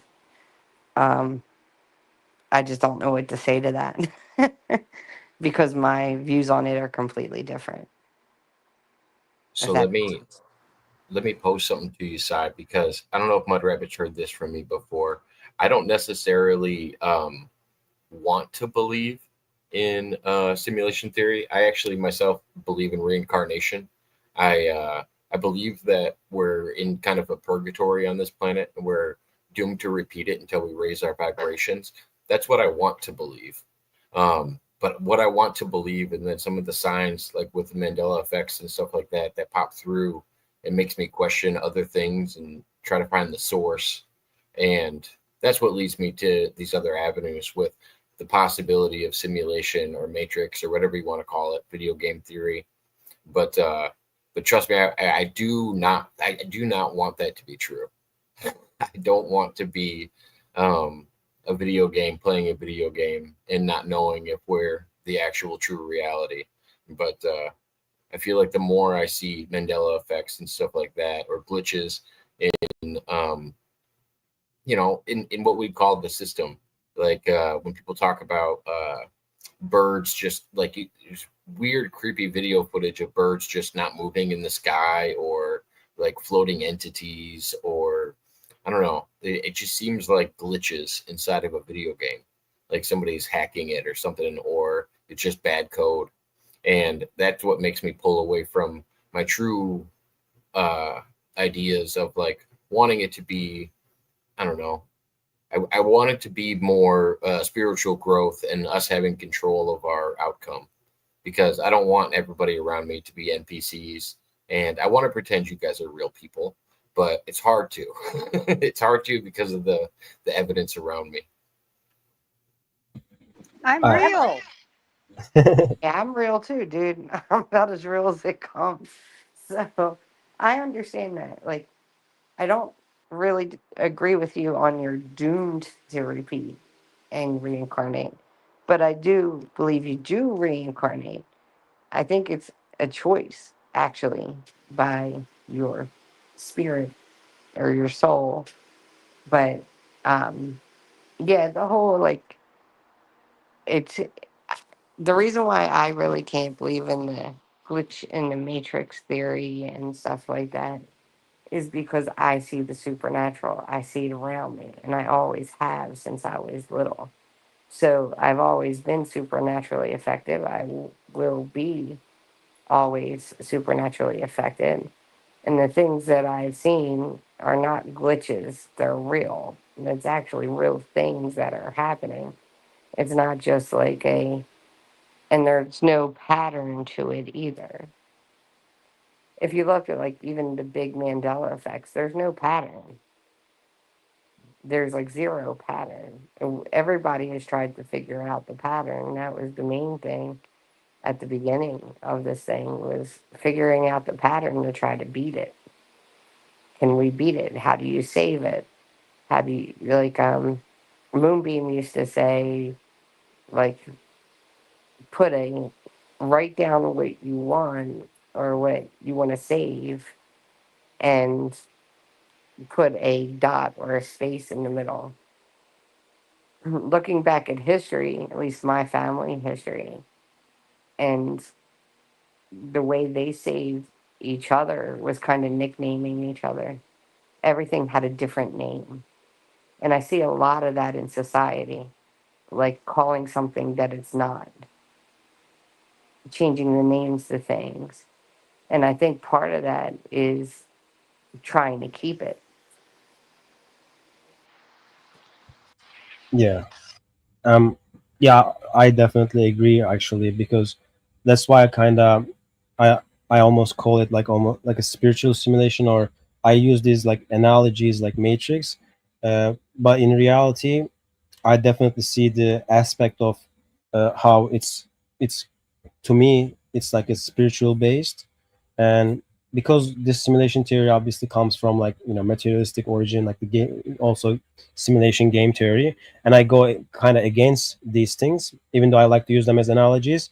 I have chapters on my ebook kind of almost like debunking the ideas, or kind of basically suggesting people that there are issues with believing them, and yes, using analogical like metaphor examples, like it's a dream, it's a simulation, it's a coded reality, it's a stage game, etc. Like I like to go through that sort of kind of making people understand it better. But definitely like spiritual experiences, for example, right? Like OBEs, NDs, pre-birth memories, lucid dreams, etc.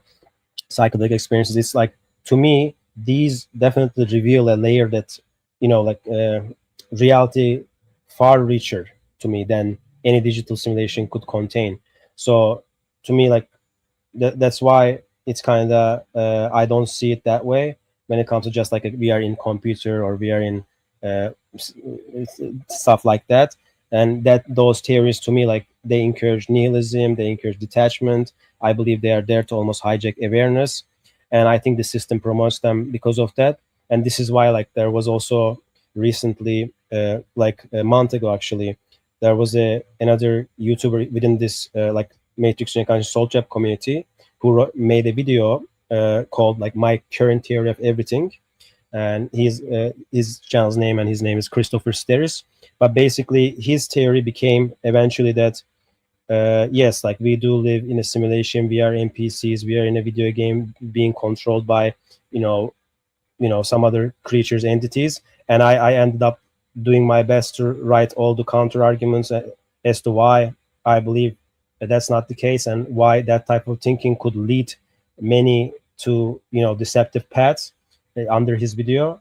And So yeah, I mean, this, and also as well as again my ebook that I wrote counter these theories, because I definitely see it like you, Sai. Like I don't think it's just a simulation, it's just a matrix simulation, etc. I think it's much bigger than that for sure. Yeah. Vegan, I got a question for you. Oh, sorry. Oh, sorry. So go ahead, Sai. Sorry, go ahead.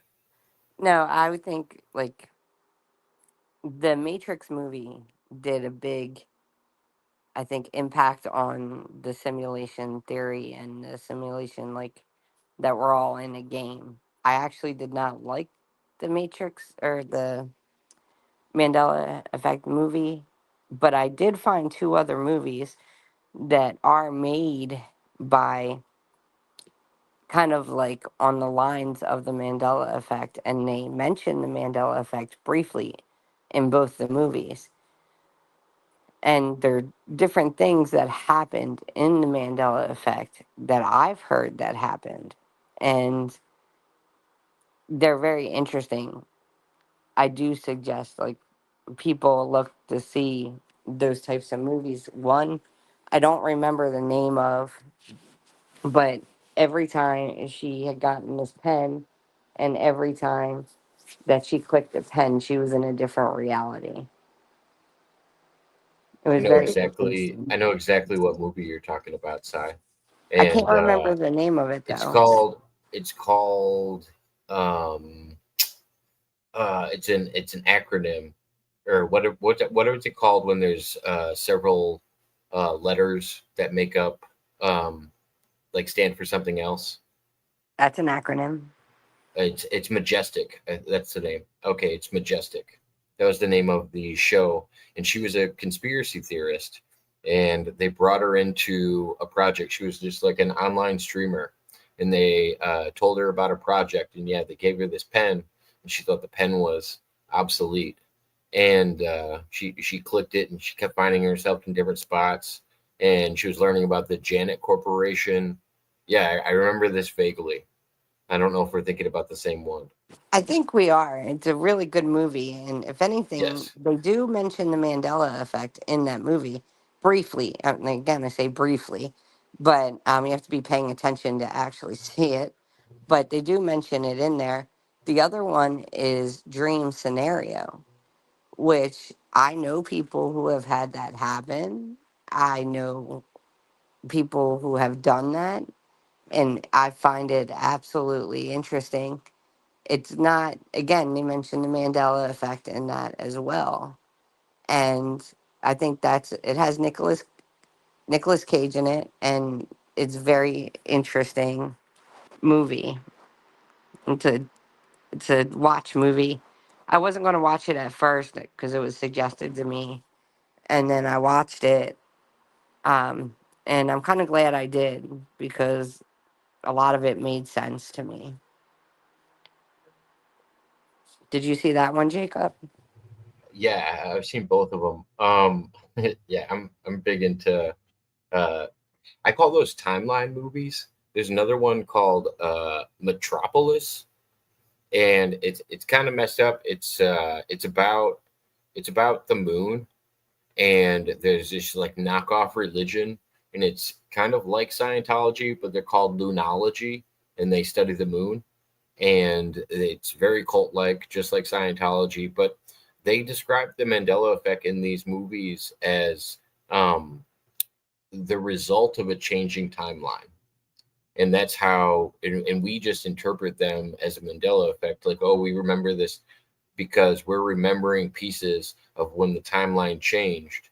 And that's how it's described in that Majestic movie as well, because when they flip her to be a conspiracy theorist, because she used to talk smack about all the conspiracy theorists, what happens was all of a sudden she remembers our reality.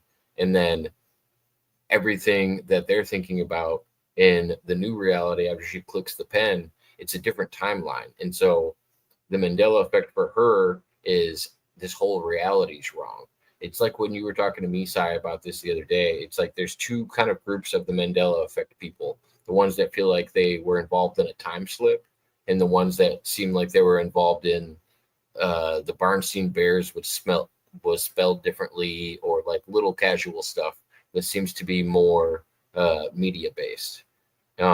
It sounds like she went through what people call like the old school Mandela effect, where it was actually like I woke up and I was a different version of myself, almost like a timeline slip or a parallel reality, to where they went to sleep at. If that makes any sense, like that's how I want to think Mandela effects are, because I also do think there's distraction Mandela effects, like the Barnstein Bears and stuff like that. Like, yeah, they're obvious, they're in front of us and we can see them, but I don't think they hold the same type of significance as like some of the older ones that people reference. I don't know. It almost seems like a distraction or a money grab. it it very much, like, I'm not a part of either of those groups. I see it as a supernatural change to distract us, um, and to pull us into something that we really shouldn't be going into. So I kind of feel that way about it. But I have seen and know people who have been through, for me, it was disappearing and reappearing objects. And that was a little creepy. The Bible changing right in front of me, that was a little creepy. But the changes in people were wow. Like, that was really a big one for me. When it was kind of like, I wouldn't say a different version, but almost like a different version of them. When you kind of look at them and they're like, you're not the same. Like, you're not the same. You're not the same that you were. And I'm not talking like years and years past. I'm talking about like almost like instantaneously, like their mannerisms, the way they act, things that they say, body language, everything is just different. And these are people that I've known for a very long time, or my whole life. And to watch them, and I'm just like, all right, what is going on? Like, why are, like, you are completely different than what you were. And they don't even know that they're different. It's not like they woke up and said, well, I decided to change my life or go a different path or try this, which some people do, and that's fine. But what they didn't even know that there was a different version of them, that, and sometimes it was opposite. Like, a lot of the traits were opposite of what they would normally do, and you're just looking and you're like, well, hmm, that ain't right. And you can't really say anything to them because they won't even know what you're talking about. Like, they have no idea that. And I went through the whole, rationalizing and trying to debunk it, because I'm known throughout the Mandela community as the great debunker. But it's like, I couldn't debunk it. I couldn't. There's no debunking that. When I'm seeing it in multiple people at like close in time, and it's just like, okay. And I tried to like talk to them about it at first, and they would act like they were interested at first, and then they would just shut down. Conversation changed everything. Like, I never said anything in the first place. And that was my first kind of introduction to to what this craziness that's going on. But the other thing was items disappearing and reappearing, and or just appearing that aren't mine. And I'd be like, how did that get here? And or how did that get here? Or what did that? Why is that there? And I'm not the only one that had that happen to them. I had people telling me a lot in the beginning with the old school Mandela people that they had a lot of that happening too. Something that wasn't theirs is in their house, and they're like sitting there like, where did this come from? I didn't buy it. I wouldn't eat it, or I wouldn't use it, or something to that nature, but it just showed up. Have you heard of that, Jacob? Yeah, I've heard of objects appearing, and like I talked to you about this with you said you found a community of people that like you had lost. I don't remember if you said it was mustard or ketchup or something like that, but it was My like a catch up. condiment. Yeah, well, I'm not gonna lie. I was a little skeptical when you told me that somebody online ended up with your ketchup, and it was like a very that I'm not gonna lie. Like stuff like that does kind of like throw me off, but it doesn't mean that it's not true to you. And I don't try to diminish anybody else's feelings towards it. Um, I I totally believe other people would understand that way better than myself. I can't but yeah, I have heard stories of it, with objects and stuff like that. I actually, before we started talking about this, I wanted to ask Vegan something, because he was talking about a case where somebody was talking about simulation theory, and he added something in the comments to try to debunk it. Am I or did I mishear that? Are you talking about debunking simulation theory? Did you say that you wrote something responding to somebody's video, a YouTuber, debunking it? No, I mean I was talking about on the lens, like in the lens of matrix reincarnation soul trap theory, how disempowering that theory would be, because he was saying that like he is convinced now that we are in a simulation, we are just sim characters, NPCs being controlled by demons, entities. He was believing. So those are the ideas that I was countering, and because again, what I said before about how I feel like those are system pushed ideas, and there's a lot of just deception that goes along with that, in my opinion. So that's kind of what I told them about. Okay. Because then you listed a few examples like trips and like astral projection and other things like that, and I was going to pose to you um, how that would fit into simulation theory, because if you were to take a substance or have a code or anything to said game or simulation, you would be able to see outside of things or go into God mode or something like that. That's what's crazy about simulation theory, is that it is applicable to everything that we currently have. And it, I do the same thing with Mandela effects personally. Like I personally struggle with accepting some Mandela effects.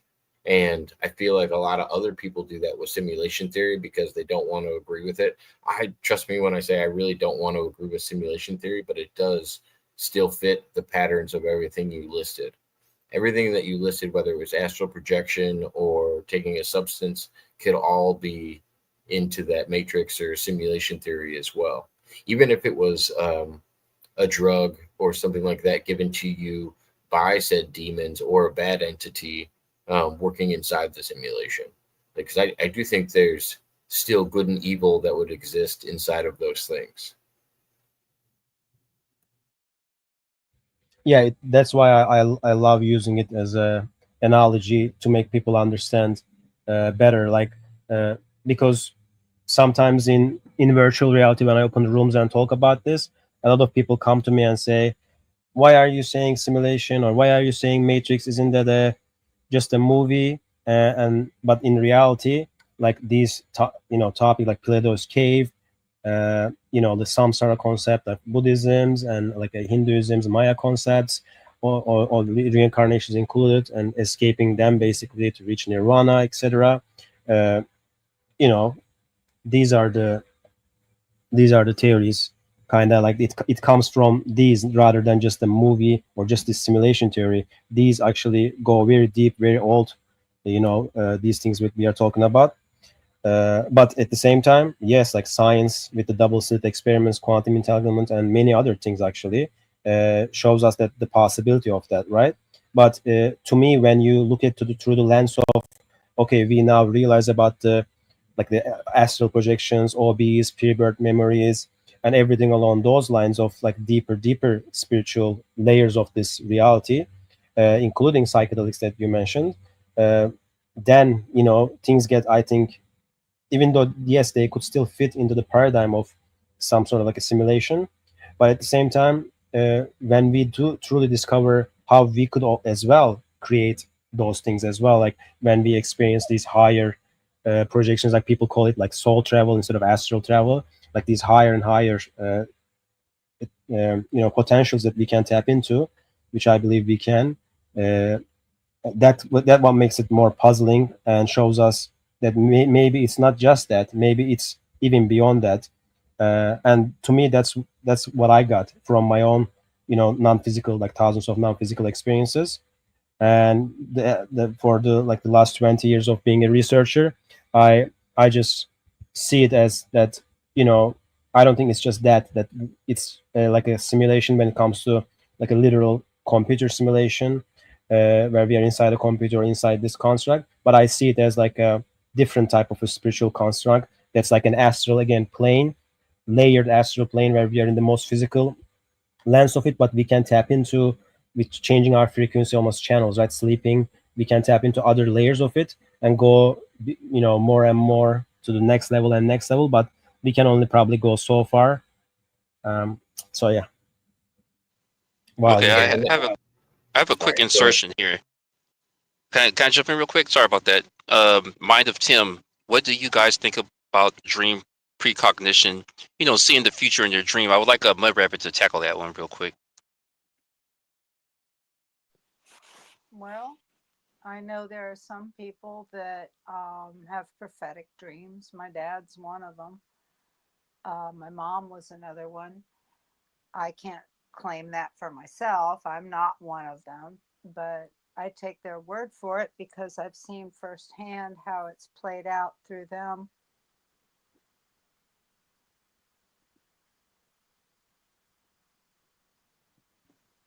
Okay, I've had this happen to me. I've dreamt of 9/11 before it happened, and also the thing in New Orleans with the tornado. What about you, Sai? Have you had any precognition type dreams? Prophetic dreams, I've had a lot of them. A lot of them. So, yeah. And I've had them since I was about 5 or 6 years old. Yeah, me too. I think I already told you that. Yeah, Mhm. yeah. Um, Sorry, I just jumped in front of a moving train there. Sorry about that, y'all. Y'all was on the roll there.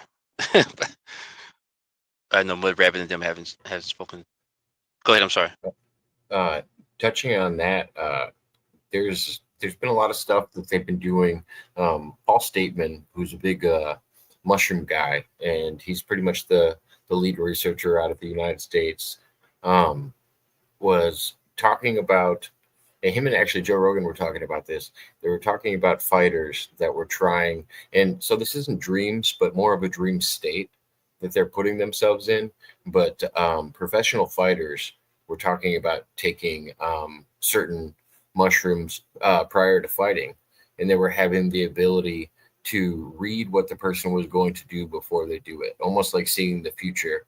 And he said it wasn't like drastic; it was only a few seconds, but in a fight that is phenomenal. Like if you're able to actually predict what the person's going to do by the slightest movements, and it almost is like a precognition that they get inside of a an active like live scenario. It's not, I don't know, because in a dream scenario, I often wonder about that stuff because time is an illusion itself inside of a dream scenario. Time is so hard to comprehend inside of all of it. But yeah, it's interesting when you can get some kind of advantage like that. I don't know. There's a lot to it.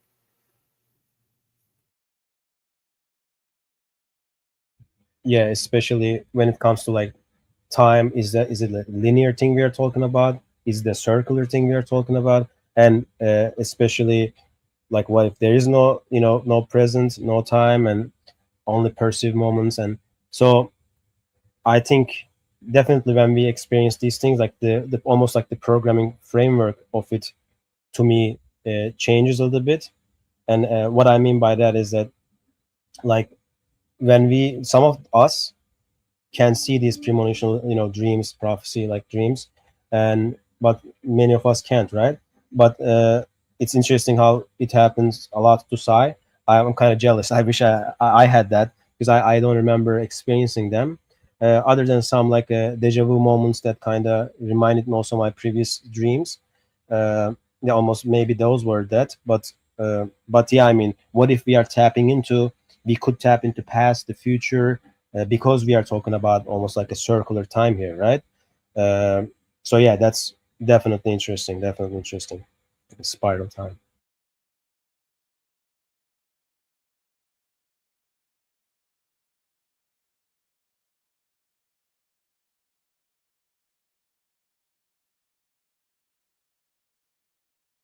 Nice. Let that consume y'all.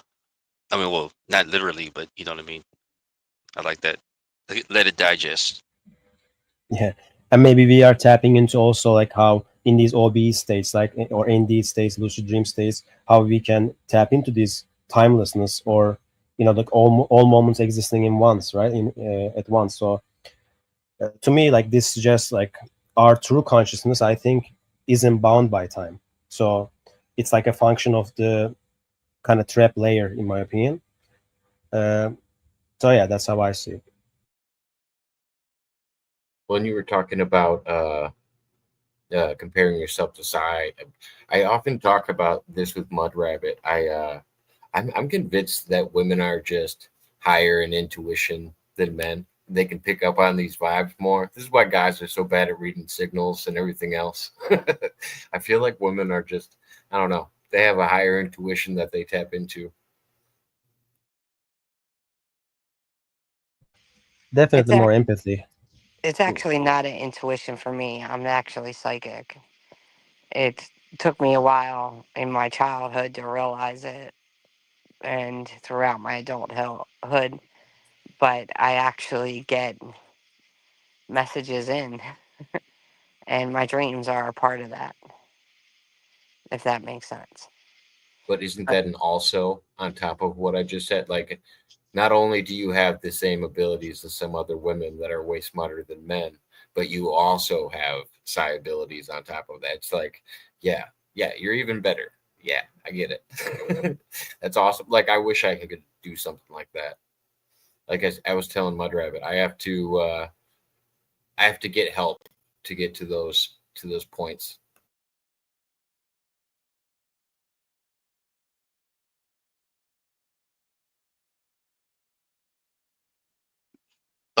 Jacob, what do you think deja vu is?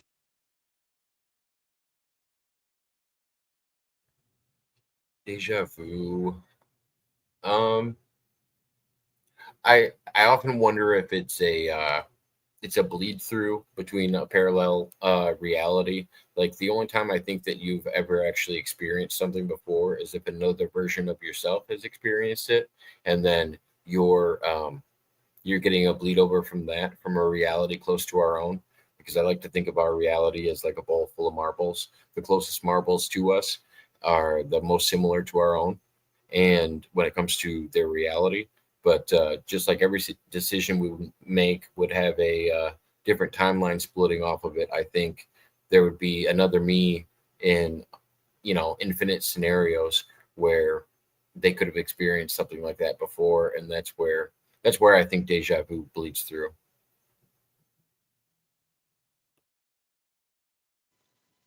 And you feel that maybe you're picking up on that experience. Yeah, I almost feel like whatever you want to call it, the universe or whatever it is giving you, hey, you've been through this before. Either it's a heads up of how you handled it last time, or just the reassurance of you've been through this before.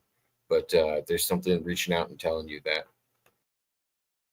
And that's the part that's most interesting to me. Like you may have been, here before, right? Because on the lens of the soul trap, the memory leaks in, let's say, a matrix contract, like something like this that we are talking about. uh, it could be definitely like a glitch in the, like a, almost like a reset system it has, and there's a glitch in it where a moment where like a memory wipe isn't fully clean, right? Because to me, the way I see it is that we naturally see 4 to 7 dreams a night, but most of us don't remember it. And I think that's because of the memory wipes that happens, in my opinion, even though I understand how this kind of sounds like a fear narrative, but that has been my experience with the evidence I have collected and my experiences of, again, those non-physical experiences. So, I mean, maybe yes, also we may have lived that exact moment in a previous, like a loop of life, right? And that's like a interesting small detail in that. And yeah, dreams also working with it, because we also have tons of dreams that we don't remember, but at those moments maybe we had those dreams, like we seen into the future with premonitional dreams, and then experiencing them also may feel like deja vu at the same time, right? So that's also interesting. And yeah, that's definitely, like, you have been here before feeling is totally interesting, since these dreams also can feel like reality when you're in them. I feel like we are being fooled almost in these dreams to think that we are in real reality, and that's why we don't necessarily realize in these dreams that, oh, this is a dream. And that's kind of, I feel the system does, because every time I become lucid, like, I realize, oh my god, like, how come this thing almost fooled me to think this real life, because it did come across as real life also in many of my dreams. So yeah, it's an interesting thing to talk about. uh, there's a chemical that's produced in the human body when you're in a dream state, and I often speculate on this chemical, just because of its profound effects on retaining memory, like you were talking about, like when you're going into a dream state and then being able to bring back everything. Like most people talk about having a dream journal. You almost have to write it down as soon as it happens, as soon as you wake up, because you're going to forget some of it. um, the the the chemical that's created inside of the body that makes you do this is called DMT, or dimethyltryptamine, and your body produces it naturally. Um, what I also compare this to is near-death experiences. People talk about their life flashing before their eyes before they die, and I often wonder if that's your body doing a DMT dump, and it's putting you into a hallucinogenic state where you're able to witness your life flash before your eyes. And people talk about you're only able to bring back like little things, even with dimethyltryptamine outside of the dream state. So I wonder if that's why we're only able to bring back partial things inside of a dream, or how this works. I don't know. It's a very interesting compound that is produced inside of our body that is also considered ancient medicine in all throughout the planet. Um, yeah, it's very interesting. That's basically what, if you ever heard of somebody talk about ayahuasca in like the jungle, the active ingredient and something like that is the same as what's produced in your body. So it's a weird correlation that I also find myself digging in a lot, like trying to understand the correlation between that and near death experiences and dreams and all that. Yeah, Oh, it's very interesting, with just real quick. especially, oh, go ahead. Oh, sorry about this. Vegan, I sent you a private message to the chat. You might want to check that. Okay, I'll check that out. Yeah, yeah. But yeah, I was gonna say, like, with DMT, definitely, like, being released during REM sleep and near death experiences, it's definitely interesting, right? And a lot of, like, scientific minded atheist people usually say as well how, maybe it is just that, and that we are just making it in our minds. But it is interesting when it comes to how, like, the third eye connection with the DMT, and with the fluoride connection of kind of declassifying it as well. um, those aspects also very interesting. It's almost like this Mandela Effect thing, this DMT, because it's another clue within the system, that almost it had to be there as a clue. And if you use it, you use it. You don't.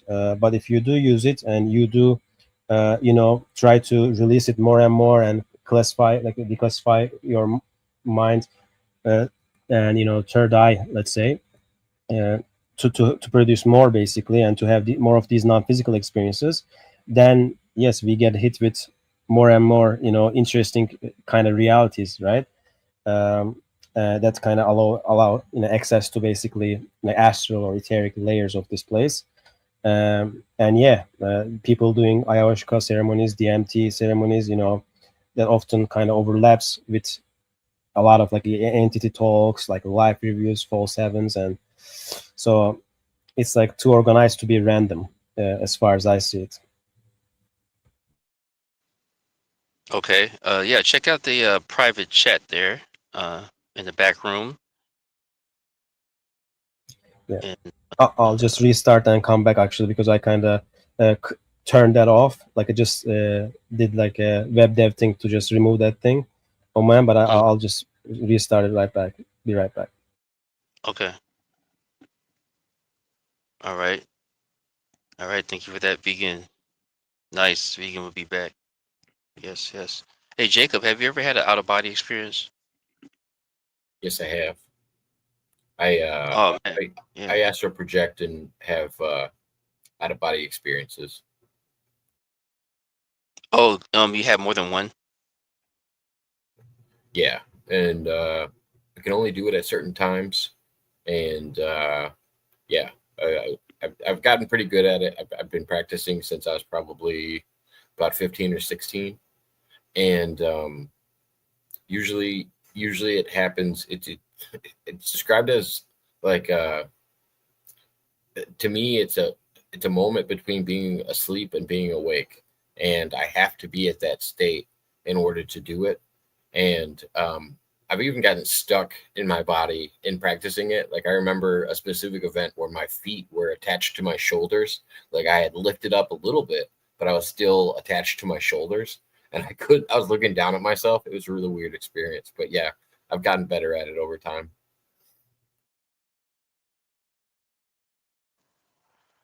How did the experience feel like just in general? Like when you come back here, compared to coming back here, like would you want to go back, type of feeling? Was it something like that? I've I've talked about this with Mudrabbit before. It kind of scares me. And a lot of people tell me that I shouldn't be scared about this, but I'm convinced that if you leave your vessel for too long, that you're leaving it exposed for other people to attach to or enter or something like that. So I try to keep a line back to myself at all points, so that if I feel any vibration in the line, I will come back and make sure that there's nothing trying to, take my spot. Mm, like a Dalmatian, huh? I don't know. It's just because I am so spiritual. I'm convinced that there's things that can actually attach to you, whether you want to call them, spirits, whether you want to call them demons, whether you want to call them anything. I do think there's things that would be happy to take this human form that we have the privilege to be in. And yeah, because I do, like I said, I do really think there's a religious side to it, but I do think there's also good and bad energies out there that will take advantage of the weak, and people that are asking for possession or something like that, or feel vulnerable and are asking for any source of power, whether it's a good or a bad power, will be able to find it.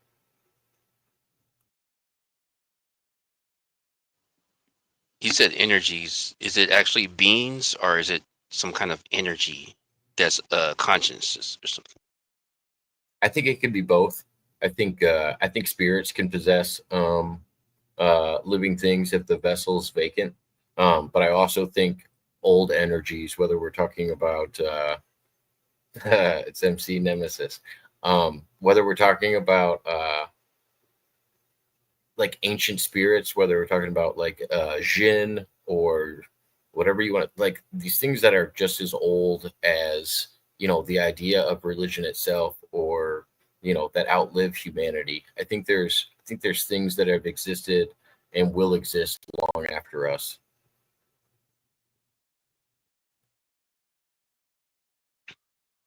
Vegan, what about you? You had an out of body experience before? Yes, I talked about the one where I did the yamic method of kind of swinging from left to right when I was in a sleep paralysis experience on the last stream, and like basically mentioned that yeah, it was an interesting one when I keep swinging it, and one time like it felt like I did a big swing. Now then once I felt like my like etheric body was swinging basically, and then boom, I like almost like pop sound, like all of a sudden vision came in because I was in a darkness before. When I was doing those swings, it was all dark, like a 3D darkness, and then a void, you know, experience almost.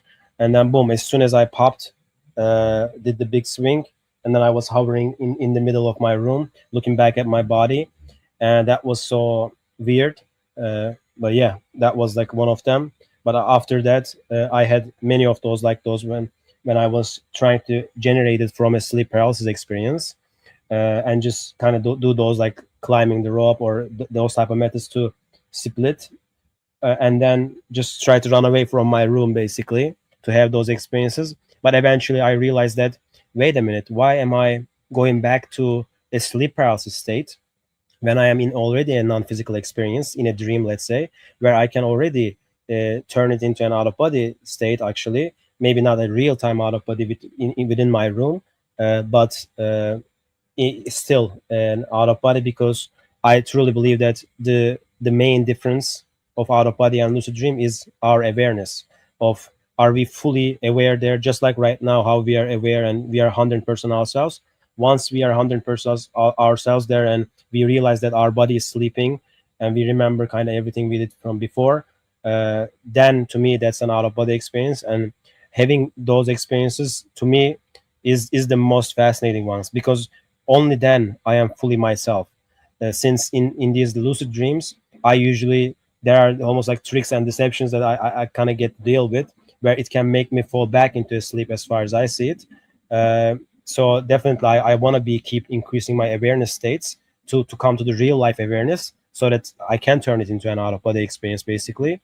And those, because those are the most fascinating, since that's when in that state I want to do most of my investigations of these things that I'm talking about, like soul trap theory and other theories like we talked about, simulation theory, etc. So yeah. Yeah, yeah. Sai, I have a feeling you want to say something. Am I correct or no? Psy is no longer with us. Oh, wow. I just realized that that's why I felt something with Sai. Wait a minute, what happened with Sai? Let me see here. You know her connection. Hmm. It's Pushing. also 10. It's also 10:30. She has to wake up her husband. Oh, okay. Pushing says another real good friend of mine that has had some OBE-ish experiences was going through the worst event a single pretty lady could have happened. And during this horrible act occurring, she was able to go and much lighten the event for her as much as possible. Huh. I've actually ate something when I was out of body and I felt it throughout my whole spiritual body. Have any of y'all like messed with objects or ate anything or anything like that? I love eating stuff in the dreams. uh, Definitely, like I even ate, probably sound bad to vegans, but like I did experiment like eating. Oh, there was this, and again, I wasn't fully myself in these lucid dreams, but it is definitely interesting, like tasting all these food, because I see it almost like a mock meat, right, or mock whatever ice cream mock, just like I can do in real life if I want to. So that's definitely fascinating. But to me also, like how once I kind of raise my awareness to real life awareness, to me everything kind of starts to work against me almost, because now all of a sudden everybody freezes, everything is like aware that I am aware, as far as I feel in my experiences.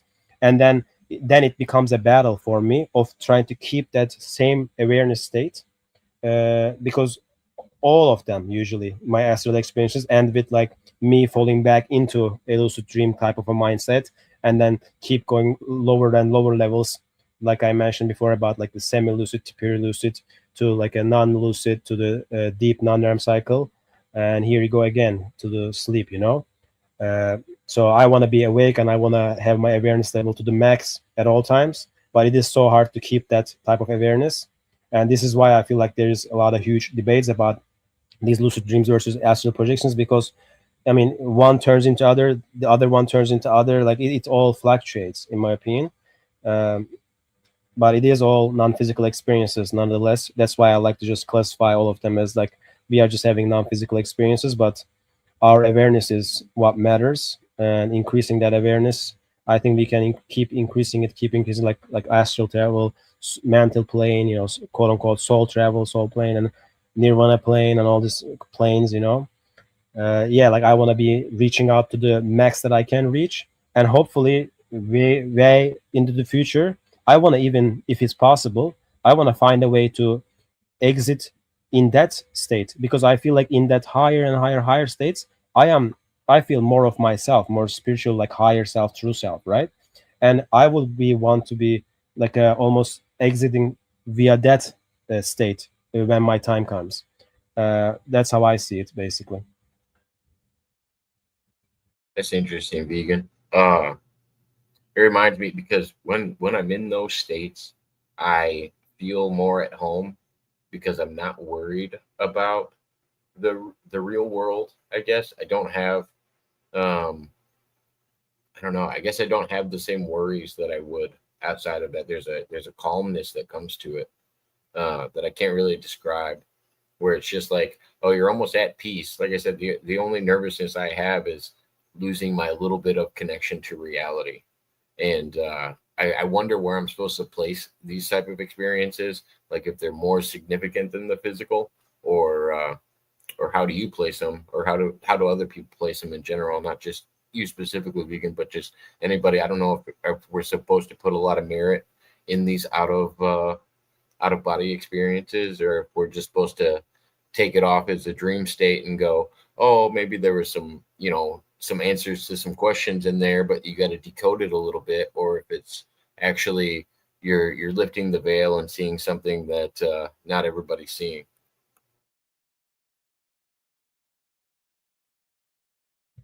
Yeah, I think I see them as definitely we are kind of lifting the veil of dreams to the lucid dream, to the out of body, to the higher states.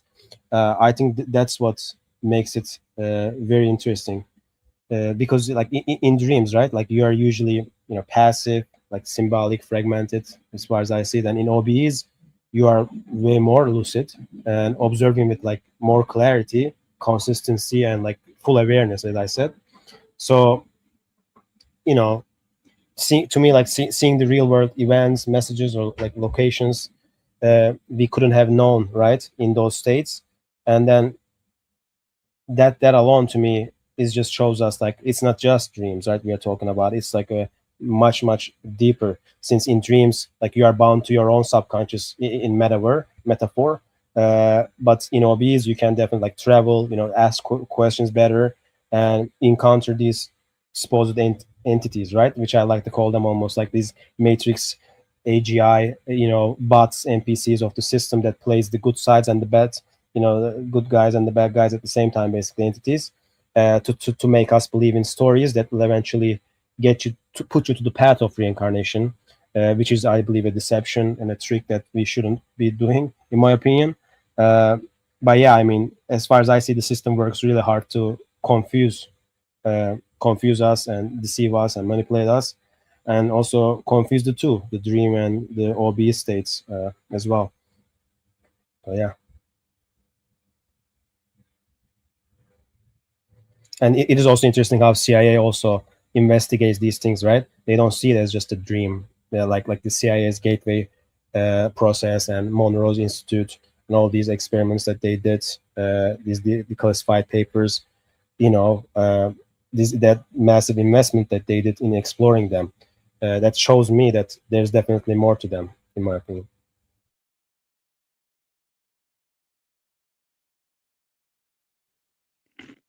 Vegan, do you believe in God? I don't I see that as a super dangerous idea, whether it's the system made, like religion made gods. or the New Age version of it, like the Source God. I think those ideas are there to make us like give our power away, because once you look into, again, like this overwhelming evidence of everything that's shared in like the trickbythelight.com, Mark from Forever Conscious Research Channel, Dan from Overwatch Project, all these hardcore researchers, as well as Howdy McCuskey, even Eric Dubay now. Uh, these hardcore researchers, when once they look into these thousands and thousands of these experiences of near-death experiences, I have heard them say that, for example, Wayne Bush said that 95% of those people that had NDEs, they do not want to come back here at all, basically, and that half of them feel they were manipulated to come back, whereas half of them feel like they were persuaded, or rather forced to come back, right, in a way.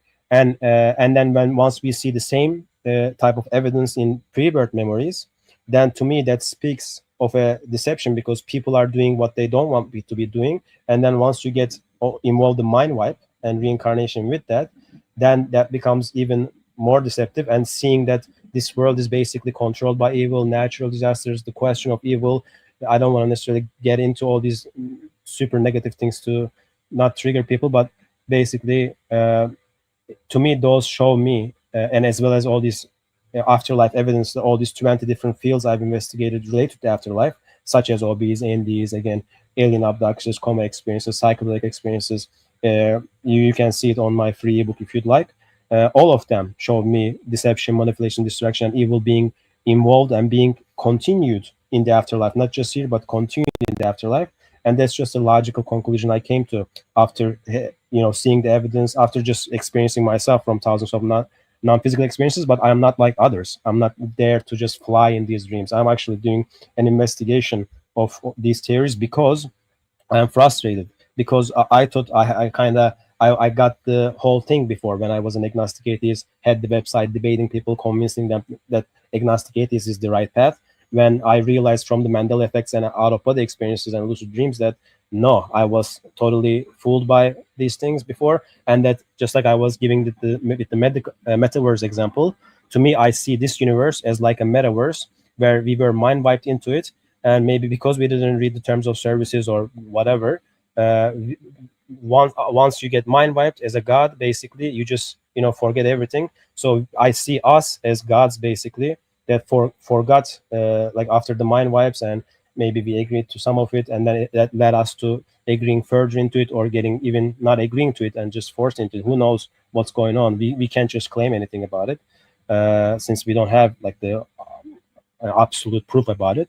But it is definitely interesting, all this evidence, and I want to just protect myself and others in this path, to make sure that just in case these could be true, since every evidence related to this shows us it could be true, let's just be safe about it. Let's not just go to the afterlife with blind faith, believing in like Pleiadians, Galactic Federation, gods, godnesses, and just giving our power away to these supposed higher powers, because those higher powers always want you to reincarnate and wants you to go against your words and against your wishes. And to me, that screams deception. Once you definitely investigate this matrix and soul trap theory, uh, afterwards, all of that stuff to me comes across as clear and obvious manipulation, deception, and distraction. So that's it. Okay. Yeah, I just wanted to rephrase the question. Okay. Um, I guess the religious way, or the religious um identifier, will be God, saying God. Then you look up the meaning of God and it says what it says. That's not this being's actual name. But what I'm asking is, do you believe that there is a being that's all, controlling everything, that, the being that people call God in the religion? Do you think that that being exists regardless if religion is calling it God or not, or calling him God or not? Do you not believe that there's a conscious being that controls everything, and the description of what God does, is all love Mhm. and things like that? Yeah. To me, I see it similar to Gnostic Christians and Cathars who were killed for their beliefs back in history. If history is real, but basically they believe that the God of this reality was the demiurge, like an evil god, and a lot of like I believe Catholics also believe like how this world is controlled by demon basically, like a Satan rather, uh, but that they still believe in like a loving God, right? And and the New Age spiritual people usually believe in that source God idea, and I understand why, like there's the logical arguments about, you know things coming from nothing versus like the intelligent design, because it's too clear to see the intelligent design behind this reality. But what if this is like an unreality, and that there's a real reality? That's why I mentioned before that, yes, even though I've been like an agnostic atheist for 20 years, over the last 6 years, my agnostic atheism even changed to do two different questions. One is that, what about this reality? And the other question is about the other, like the real reality, if such a thing exists, right? Beyond this reality. Because I see this as like a matrix, almost like a matrix astral construct, as I mentioned before, where we are in the most physical, dense version of it, but we can tap into the other layers of it. But so far, who knows if we can escape it while we live here. uh, but yeah, I mean, I don't believe in it. I don't believe in a loving God, seeing everything I've seen, especially like how this world is basically controlled by evil. Looking into it and knowing gematria, for example, like just to give example of that, there, because this is the one that wakes up the most people very easily. Like there's this YouTuber called Zachary K. Hubbard, like Gematria Effect News Number Games, and in his channel for 12 years, every single day, tirelessly, like he makes live streams, and when there's global news, right, he keeps showing that, okay, there's this like secret language basically called like almost like gematria, numerology, and coming from some kabbalah and some other interesting things, where you can assign like numbers to the words, like A is equals to 1, B is 2, C is 3, etc. And then there's a reverse version of that, but there are some main ciphers. And when you do look into these main ciphers, and you do look into this global news, there's always these same numbers appear with the same subjects, like related subjects. And when you do look into these numbers, there's always this I think vegan. Oh, my bad. I think I clicked on the mute button by mistake. But I was saying that, so this guy, like Zekiri, for example, was showing for like 12 years every single day, literally, that every global news, basically, like this big news, they every time the same number shows up. Like imagine seeing like every time there's a celebrity death, the same number pop up everywhere, associated with the death of their timing, like their names and everything like that. And then imagine that these global news like wars and or even tsunamis, like how they are named, the operations, how they are named, you plug it into this gematria system to see the ciphers of it, and then you keep seeing the same number. Like imagine seeing it. So to me, since I have seen it every single day over and over again, that how much all these news are scripted, how much everything we see around us is scripted, including again everything, all these presents, everything. So then I realized that, oh, this is definitely almost like a simulation, almost like, because it's like that perfect when it comes to seeing these numbers appear every single day, over and over again, as if it's like a mockery, like 33, all these different numbers. Uh, so that's why kind of I realized that, oh, okay, like this is now too obvious, that and too predictable, that you can see it over and over again every single day. And that guy was banned for 20 plus times, right?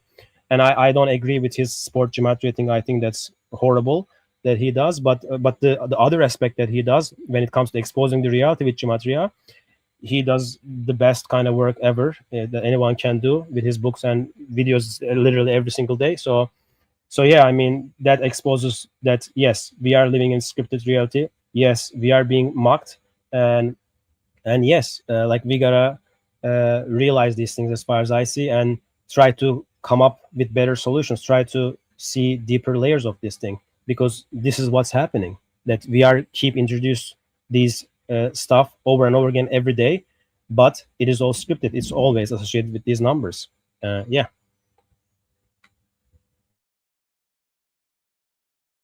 I've heard of this as well. And a lot of people, so the mob used to pay money. Somebody sat down and talked to me. It was a former boss, sat down and talked to me and told me he knows he knows what stocks to bid on. He knows what everything to do because these numbers were coming to him in the news. And I was like, what do you mean? And he explained it to me, and he coordinated it with the Fibonacci sequence, and he had this numerological pattern that would show up in media, and he showed it to me, and I saw it all the time. But I I kept thinking about I don't remember what it's called. If it's called the Bible Codex or what it's called, but there's this algorithm that they have basically, and you can get almost any large novel that has over so many words in it, and you can find things predicting the future inside of the descriptors of each of these books. And you can do it with the Bible. You can do it with, I think they did it with Moby Dick. I think they did it with War and Peace. And I don't remember the other one. And they kept finding these like cross segments where it would correlate. Like they were able to predict 9/11 from it. They were able to predict other future events from it. And it makes me always lead back to this thing that history repeats itself. I always wonder if either all of these numbers are laid out in front of us and some people are able to tap into it and some people aren't, or if it is just a series of events that's just going to happen over and over again until we figure it out. Because I really don't know what it is, but I've heard a lot of people talk about what Vegan was just speaking upon, and the guy wanted to play stocks and actually lost a lot of money trying to follow this. And yeah, I don't know. People get head over heels into it sometimes. Yeah, I mean that's actually how what happened to me too, because I kind of fallen victim to his sports gambling gematria like predictions, due to him keep talking about it in a way where it was basically like almost like a prophecy, where he was giving 100 different evidence to suggest that, oh yeah, this team will win this team because of these 100 different reasons. This is for sure a fact. Like a few years ago, I mean, like maybe I don't remember, like, if it was 8 years ago or something, but yeah, I mean, to me, I was a Patreon member of him, right, where he was keep giving these things. And what happened to me is that one of the predictions came true when I bet, and then another one came true, because, and this is like the, how baseball teams or basketball teams usually play each other a lot in some different uh, like leagues and everything. But basically, he was saying, okay, now that this team win this, now they should lose and then win the next game, right? And then the first thing and the second prediction happened. And now I'm thinking, back in the day, as a super naive person buying into all of this, that, oh, okay, now the third prediction has to come true. And now I'm like betting everything, my savings and everything, and then I kind of fall apart basically. Like I almost lost everything, and before even realizing to all this important information, I was in a mess. Was a good thing I'm still alive, but yeah, I mean that kind of ruined me almost. Still affects me to this day. So I definitely, that's why I was saying like it's a horrible thing that he does, because gambling, like making people go fight with these multi-billion-dollar gambling industries, where it's rigged against you anyway, and that they can change anything at the same, like if we do truly live in the matrix, and if, like he says, everything is scripted, including these games, which I don't necessarily believe on my end, when it comes to these just sport games, all of them, right?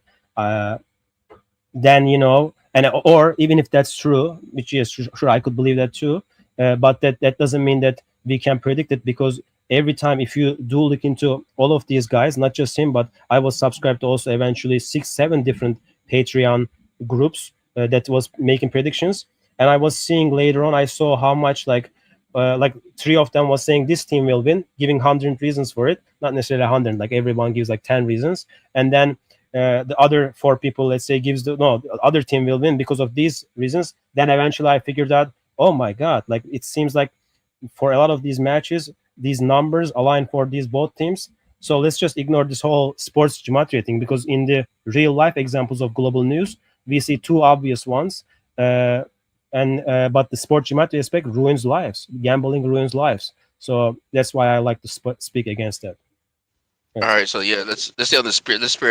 Stay on the consciousness topic here. But Definitely. I like your analogies and everything. So let me give you an example of something that actually happened to see what you think about it. There, skeptic. Um, and I'll make it short. So I like Gary well, he passed away. My bad. Um, like man, I'm gonna keep it short, like too short. So I had this experience once where I felt like I was going to. Am I too loud here? I think I'm too loud. Give me a second. I had an experience Maybe once where tiny I bit. felt. Yeah, let me see here. Give me a second. Okay. Hopefully y'all didn't hear me. Rub against the mic there. Pause. All right, so I had excuse me. I had this experience where I felt like I was going to find a lot of money, and then so at the time I was married. I have to say this. At the time I was married, I didn't tell her about it. So long story short, we went out and about to a casino. Now I'm not really a casino person. I just went with the crowd, and I never told her that. I have this feeling that I'm going to find a stack of money. I never told her that. She all of a sudden excuse me, she all of a sudden had the same feeling. So now she's looking underneath cars that are parked at the casino for the money. And I'm still not telling her that, yeah, I have the same feeling. How do you have the same feeling? I think she was probably clairvoyant also, but she's looking for the money, literally. Everywhere we go, she's looking for the money. But she told me that she got this feeling of finding some money. Okay, so long story short, we go into the casino. We're walking down the lane here. There's nobody else walking. I'm looking down the lane and I see something on the ground, on the floor inside the casino. It's a stack of money. I run to it. She sees me running. She runs behind me. I pick up the money. It's $500 just sitting in the middle of the floor. So now you're talking about the Matrix and everything scripted. What do you say about that? Do you think that was scripted? I mean, when it comes to scripting, I was referring to like the global news and stuff like that. I don't necessarily believe like determinism fully, even though I definitely see we have less free will, much less compared to especially astral stuff. But having said that, it is definitely like sounds very interesting because it shows me like a shared psychic tuning, right? Like you talking about clairvoyant, or maybe she was like this extreme. I don't want to like. I'm just making a joke here, but like extreme, like a gold digger with the amazing senses to sense money that you felt that way. But I'm just kidding. But basically, uh, so that shared psychic tuning is interesting because this is observed in twins, right? When one is feeling something, the other may feel the same thing. So you may have both tapped into that same kind of frequency, or let's say, quote unquote, intuitive download, right? Suggesting that maybe certain future possibilities exist in like this ether, and you are just accessing through it via intuition. I think we have lost our powers basically from before, like telepathy, telekinesis, everything, right? uh, and from before because of these mind wipes that I'm talking about. But we can tap into it, and this is why when some people come from these ND experiences, they come back with some skills, like this pianist, for example. Also, this guy becoming a very good pianist coming back from an ND experience, or these people coming like claiming to see other people's auras, or like technology around them not working properly, weird stuff happens. I think this all shows me like there's something else going on there. So, but at the same time, like, can the clairvoyance be hijackable? To me, like your wife's, for example, Southern Urge, kind of like to me mirrors how intuition can be accurate, but at the same time, right? That doesn't mean to me it can be always pure, because the system can also implant like intuitive nudges to steer you, like intuitive thoughts, right? So to me, discernment is key in these layers that we are talking about, because not right now we are going deep, kind of. So, but when we talk about money, right? Money in soul trap system, if that's what we are living in, it can be as a bait too from the system. So since like money is often used as like a bait, like to trigger lessons, maybe to karma contracts or emotional attachments, right? uh, like a universe like giving you a reward idea is what I'm talking about, as a almost like a gift, uh, or not a gift but a hook.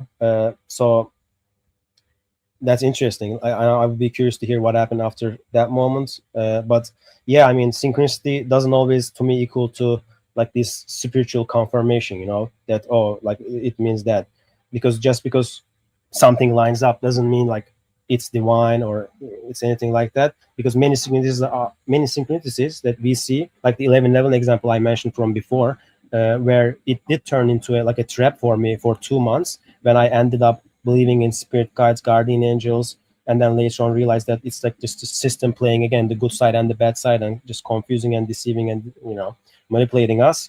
Uh, that's kind of my conclusion right now, and that's many researchers, deep researchers' conclusions, and this soul trap community's conclusion basically. So many synchronicities, the way we see it basically, or the way I see it, let's say I'm speaking, so like a mechanical, I see them as like mechanical reactions, right, within this construct, like how an algorithm adjusts to your focus, right?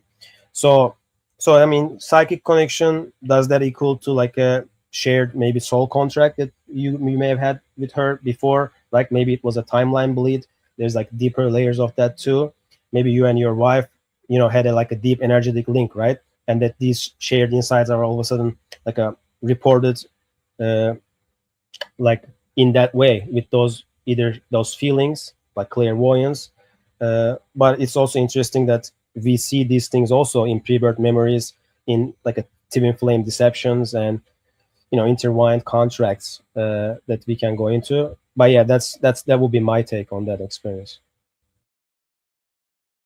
I kind of agree with you, Vegan. I think correlation doesn't necessarily link to causality. Um, just the simplest way I could put it. And also, if I was to find money somewhere, I would expect to find it on the floor of a casino. Like there's certain places where I would look to see if people drop money. A casino would be one of them. Looking under cars, on the other hand, is a little different. But if it just happened to be on the floor at a casino, that's understandable to me. I would also ask you, Prop, was it a chip or was it money that you found?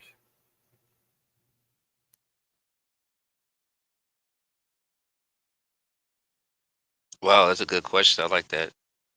Um, it was a stack of $100 bills, $500. Okay. Yeah, Did you I'm spend it curious. in a casino, by the way? Those 500? Heck no, I'm not really a casino person. I don't really believe in doing that with all your money, but I saved it, yeah. That's awesome. Yeah, I was also like wondering about the possibility of what if like it's almost like a bait thing, where okay, this guy, let's give him a little bit of money, like buy the system, right? Because I feel like this matrix system can just teleport anything into anywhere. But anyway, like maybe like okay, if we give him this money, maybe if he plays the casino and then he maybe gains more, and then eventually he loses all, and then he gets addicted to it, and then eventually ruins his life. Because that's what I kind of see also with a lot of these entity, like channelings, or these spirit guide connections. Like a lot of, like to me, like I've seen many examples of that leading people down to the very wrong paths, and then eventually almost like this again, this Truman Show thing where we are being mocked and we are being put on through these paths, but we gotta be wise enough to see that what if that's a deception, what if what's going on here. So I'm glad you ended up actually saving it, rather than wasting it, so that's great.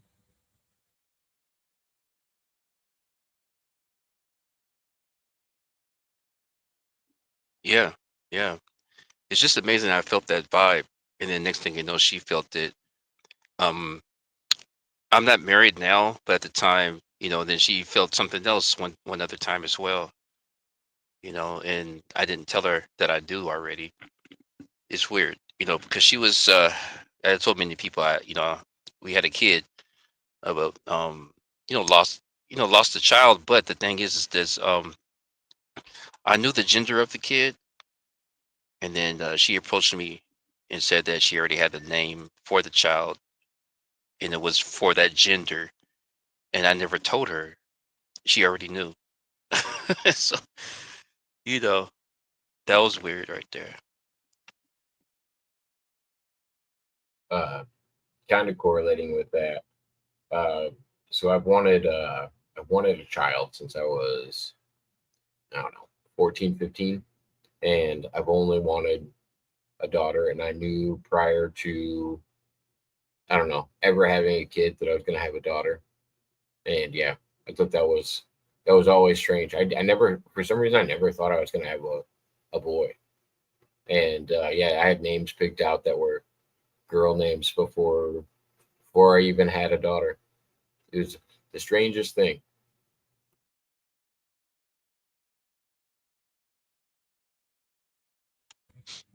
Yeah.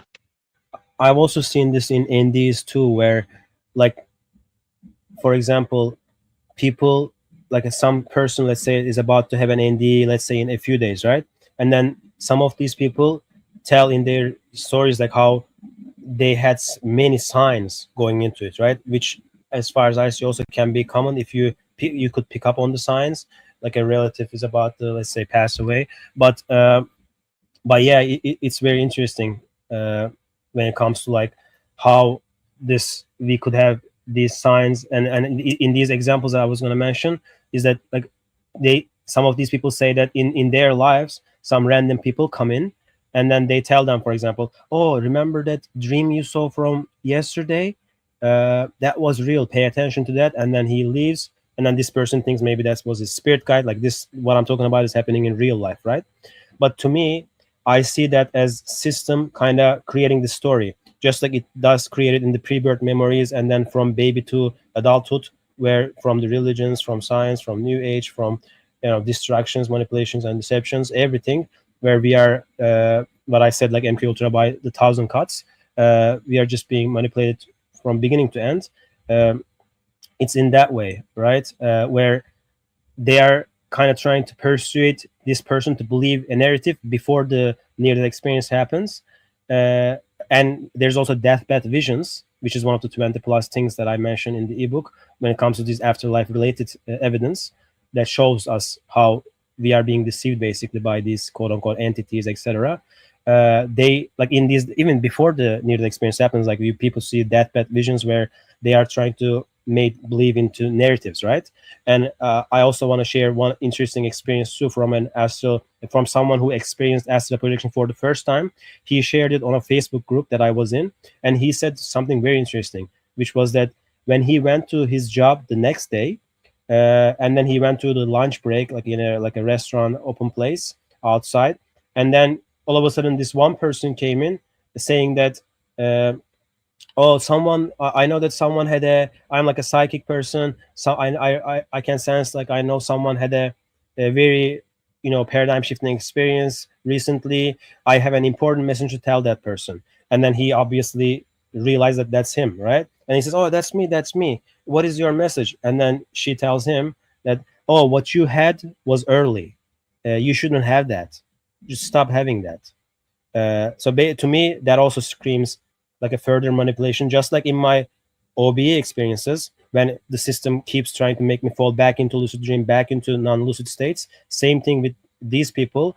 Uh, the system, I feel like, doesn't want us to discover that maybe we are uh, powerful, creative beings in our essence. And I believe that we are definitely eternal, uh, and we are powerful. But these are beliefs, obviously.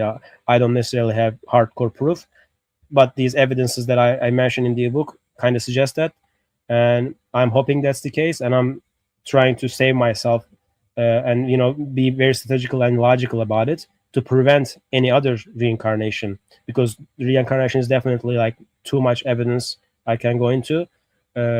So yeah, that's it. I had a question for the two of you. Um, well, I guess it's two questions.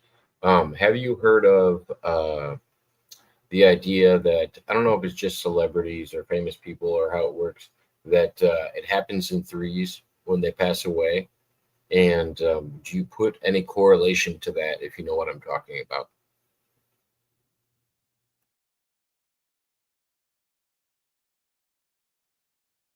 So you're saying that if someone passes away, sometime after that, someone else will pass away, and it will happen three times, is what you're saying? It's people seem to speculate that it happens in groups of threes, where it'll be three famous individuals or something like that, and it all seems to happen in a short time span. Yeah, I'm familiar on my end. But what do you think, Propagate? Now I'm just sitting here thinking, you're talking about celebrities. I think I've heard of this before. I've heard of this before, but I can't really recall what that looks like. I mean, I know you explained it, but I can't recall like an actual situation, is what I'm saying. On my end, like I see that as a huge thing, especially the number 3 or 33, as I mentioned before, because that number, like in the ebook, in my ebook, I gave like 50 different examples of 33 being shown to us, right? In very scripted ways. And that's why it's almost like a simulation, like a sync pattern when it comes to this number. And yes, a lot of like some beliefs, like people believe, okay, it happens in trees. If something bad happened, another bad happened, another is about the way. And I don't want to necessarily believe in that thing, because I also understand that some of these beliefs can affect too, in like almost like a manifested for you, right?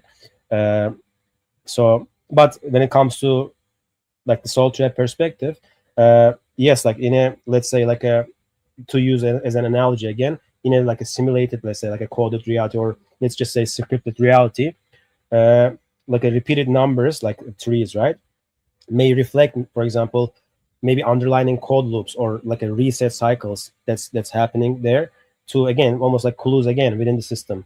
And I think it's less about fate and more about like pattern outputs that we are recognizing.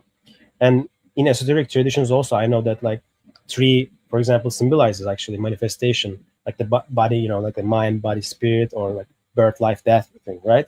So so the system definitely like may hijack this symbolism to kind of program reality events that feel profound, right, but are actually in reality maybe artificially kind of sequenced. So I mean, also like collective attention, does that kind of equal like energy harvesting? When it comes to this, there are like, it's I mean, it's, I think those celebrity things are closely related with this, since there's a lot of scripted stuff going on in that layer as well, even with their names and everything like that. When you put it into gematria, you keep seeing these same numbers repeat. And like the celebrity aspect of it, how they capture mass emotional focus, right? How their message is like way more powerful in that sense.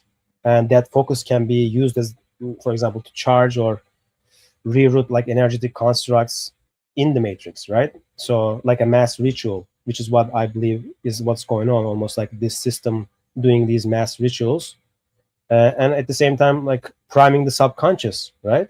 Because media often reinforces like the things, like how the things is come in trees, and that idea is being reinforced a lot, which could cause a confirmation bias loop, right? Since like making people notice and emotionally attach to these sequences more and more. And what does that do, right? I think that makes them in a way like real in effect, even if it's seated in artificiality. So yeah, I mean, other than that, I guess it could be like a predictive cues or loops. Like if these trees, for example, often follow certain triggers, like let's say eclipses, rituals, financial crashes, etc., like these scripted things that the system does, in my opinion, they may be part of the prescripted loop, right? To maintain psychic pressure or induce mass anxiety. Uh, but yeah, that's how I'm seeing it on my end.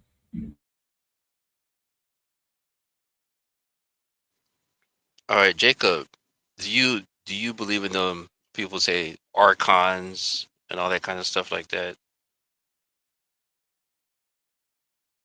I mean, anybody that usually brings up archons, I usually have them define what they mean, because it's a very vague term, and a lot of people throw it around loosely. But I personally associate it with like archangels, because I don't know where else to put it, unless you're presenting a perspective that's outside of my own, that I'm missing. Well, from what I've heard throughout the years, um, archons are supposedly, allegedly, uh, evil entities, and then some would say when you go into the light, you might be tricked by archons that on the other side, which are going to reincarnate you or something like that. Evil entities, I guess. Oh, okay. Yeah, I believe in them.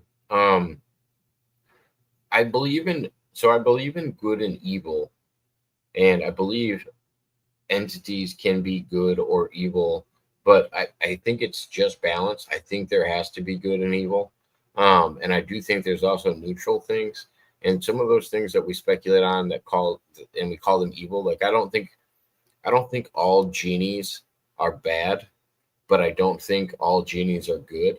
I think they're like a neutral entity, and they they would do things to their benefit, which wouldn't benefit you, so it would come off as bad.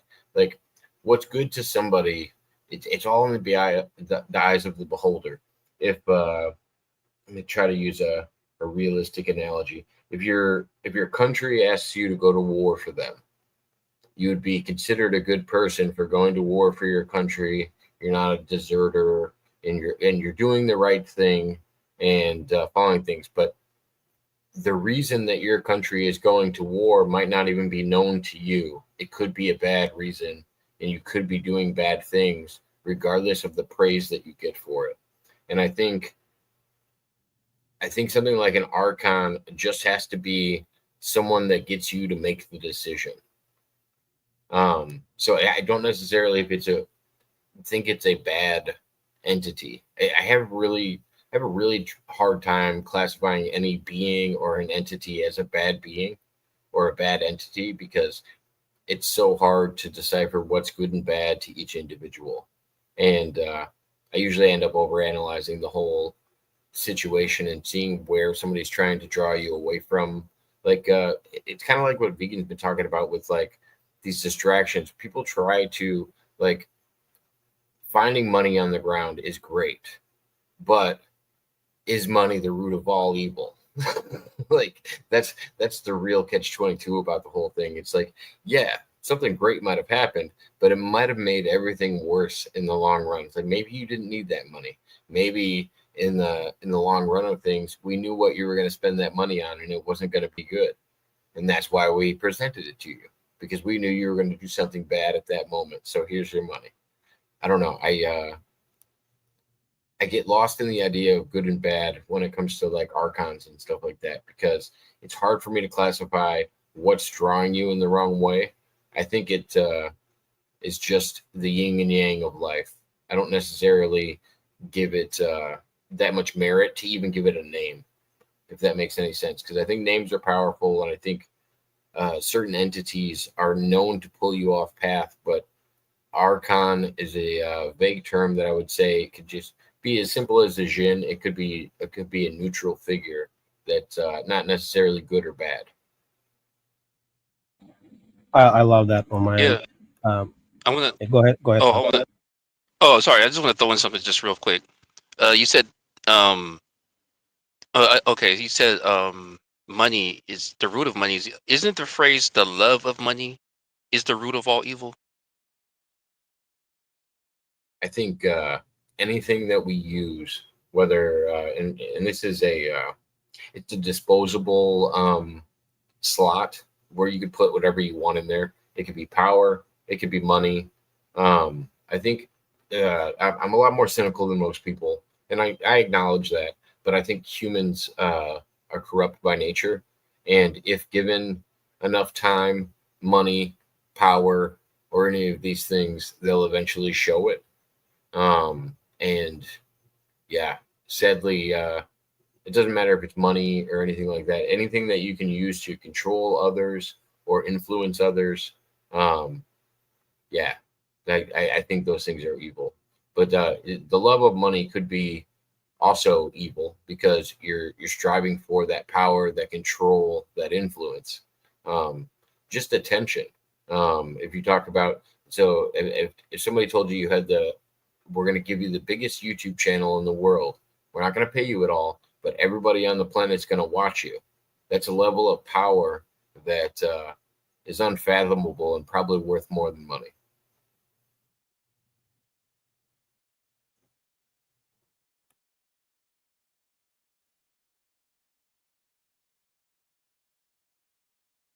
Well, I would say getting the feeling of it before it happened, to know that, wow, I'm able to know that I'm about to find some money.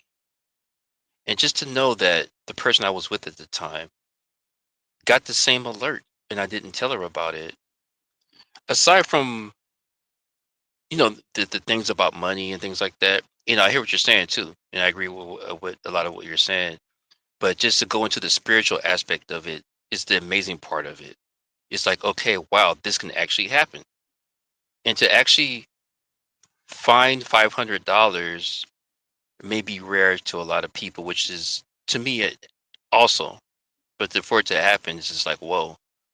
That's the amazing part of it. Aside from it being money, it's just to find $500. I mean, come on, I agree just to, That would be 100%. amazing.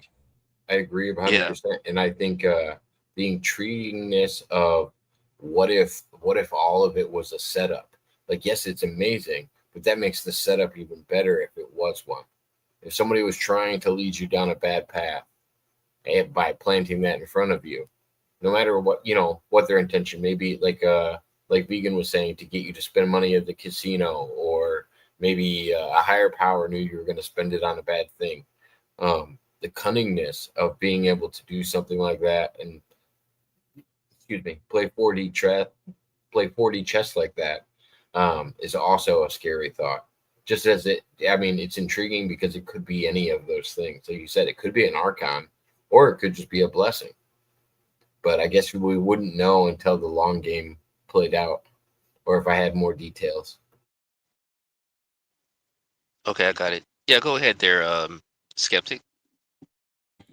Oh yeah, like the question of like, do you believe in archons that you asked was definitely interesting, especially hearing Jacob's answer to it, since like how he said that the good and evil aspect, right, the good and bad, that he doesn't want to kind of play that dualistic game or see it in that way when it comes to them, and that's definitely, I love that, because that's why I kind of call these archons or these entities in general just like almost like system matrix AGI, artificial general intelligences, bots of the system that plays the both good side and the bad side. But at the same time, if we go deeper into this topic related to soul trap, what if we have good spirits that are turned evil after the mind wipe or after partial mind wipes? And because that's what I see, even looking into some like secret societies, and when people in them talk about how the more ranks they, like their ranks increased, and then they learned more and more interesting stuff that kind of more evilish on the path, and then eventually almost like turning them slowly more and more evil, almost like demiurge recruiting archons, like turning good spirits into archons. And once you turn these powerful creative beings into archons, then you can have a much better system, because now you have much powerful guards in your prison, right? But going back to the archon thing, like the belief of that, uh, I find that very fascinating question, and I don't like I on my end don't believe blindly, but I definitely like to observe patterns, right?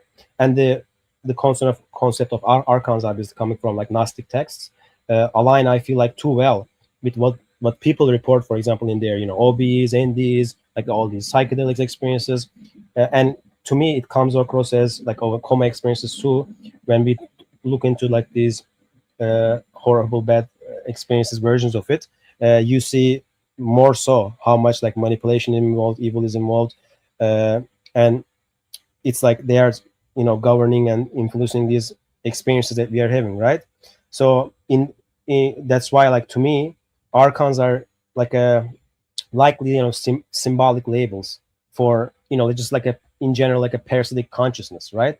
Whether it's interdimensional, AI, like psychological construct designed to feed off fear, attention, or compliance, who knows, right?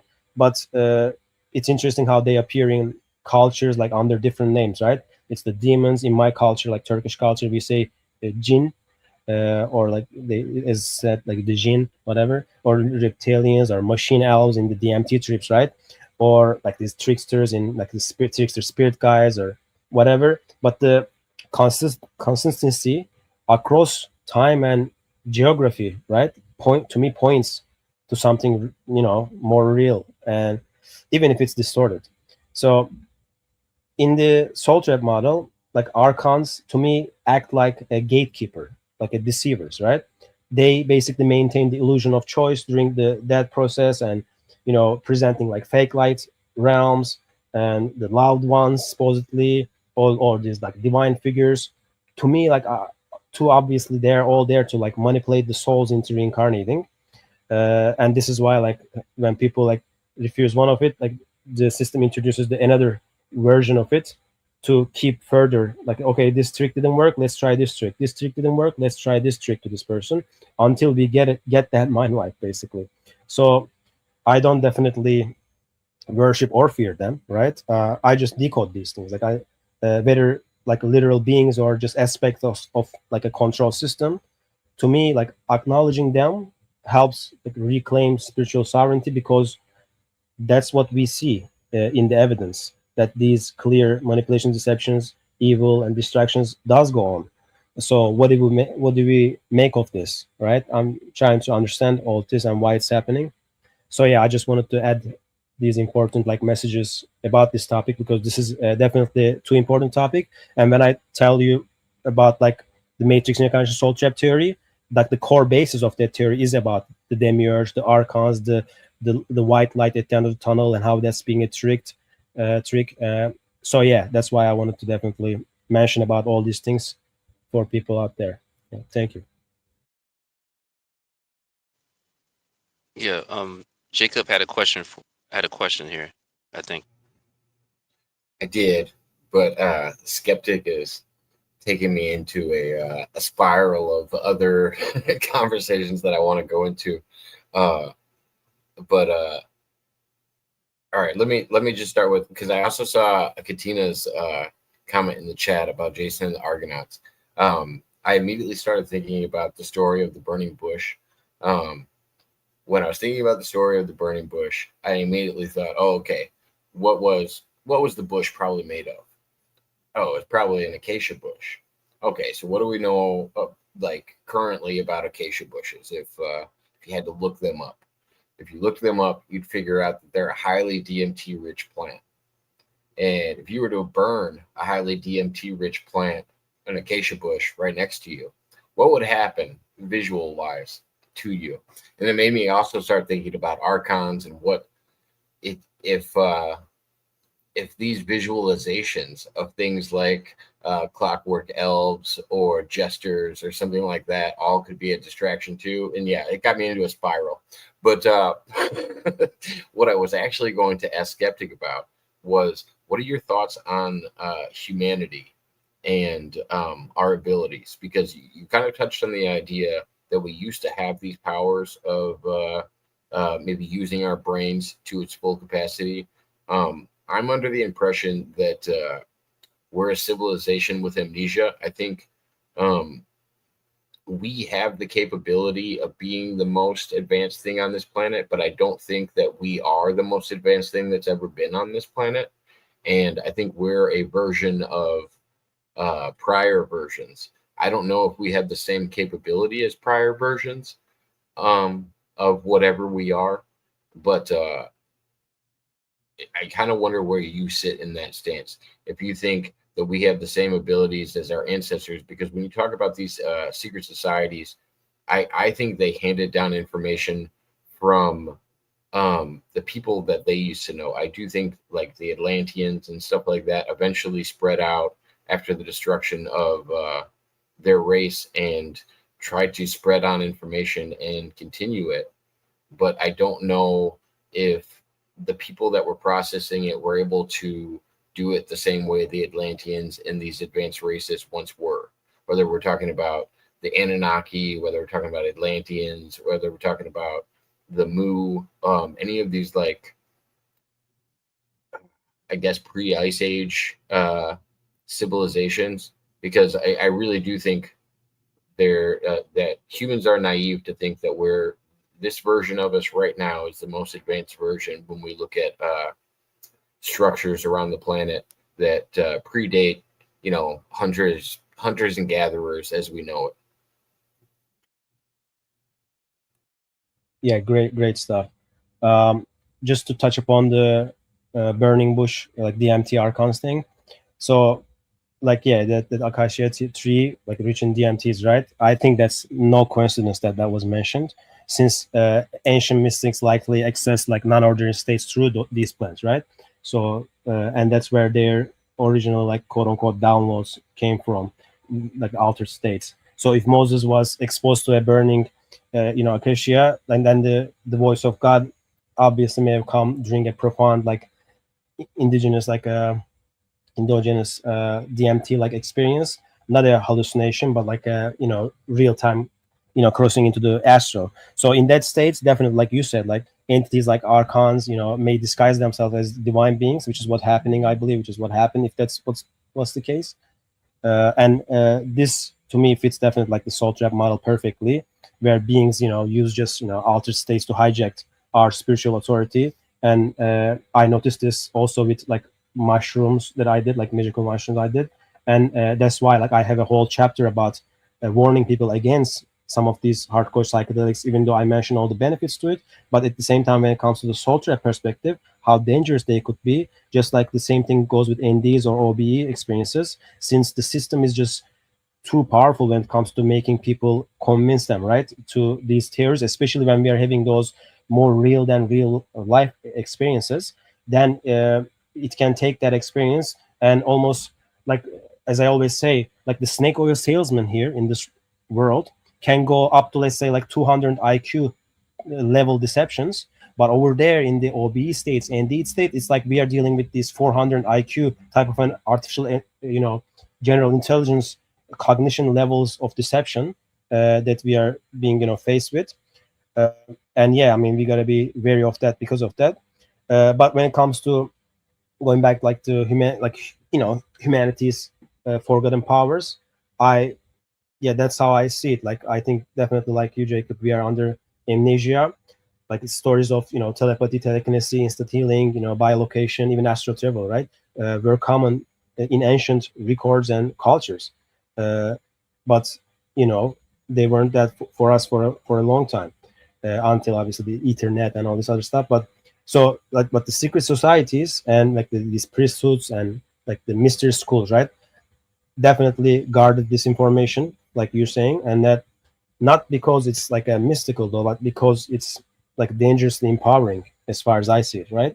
And I believe to them, and I believe we still have these abilities. We can unlock these abilities, and that's my whole ebook is about, like trying to make people have these experiences. That's why I have the chapter about like the cheat codes and shortcuts of lucid dreaming and astral projection, because I noticed that taking a lot of courses on this topic and reading a lot of books on it, I noticed that a lot of these people giving people the worst type of tips and tricks, like sit on your bed for 2 3 hours, not swallow, not open your eyes, don't itch yourself, don't turn around. It like turns into a torture method when you could do the same thing upon waking up. And coupled with the wake back to bed method and many other things I mentioned, you could have achieved these experiences way fast, not just in years, but in weeks, in days.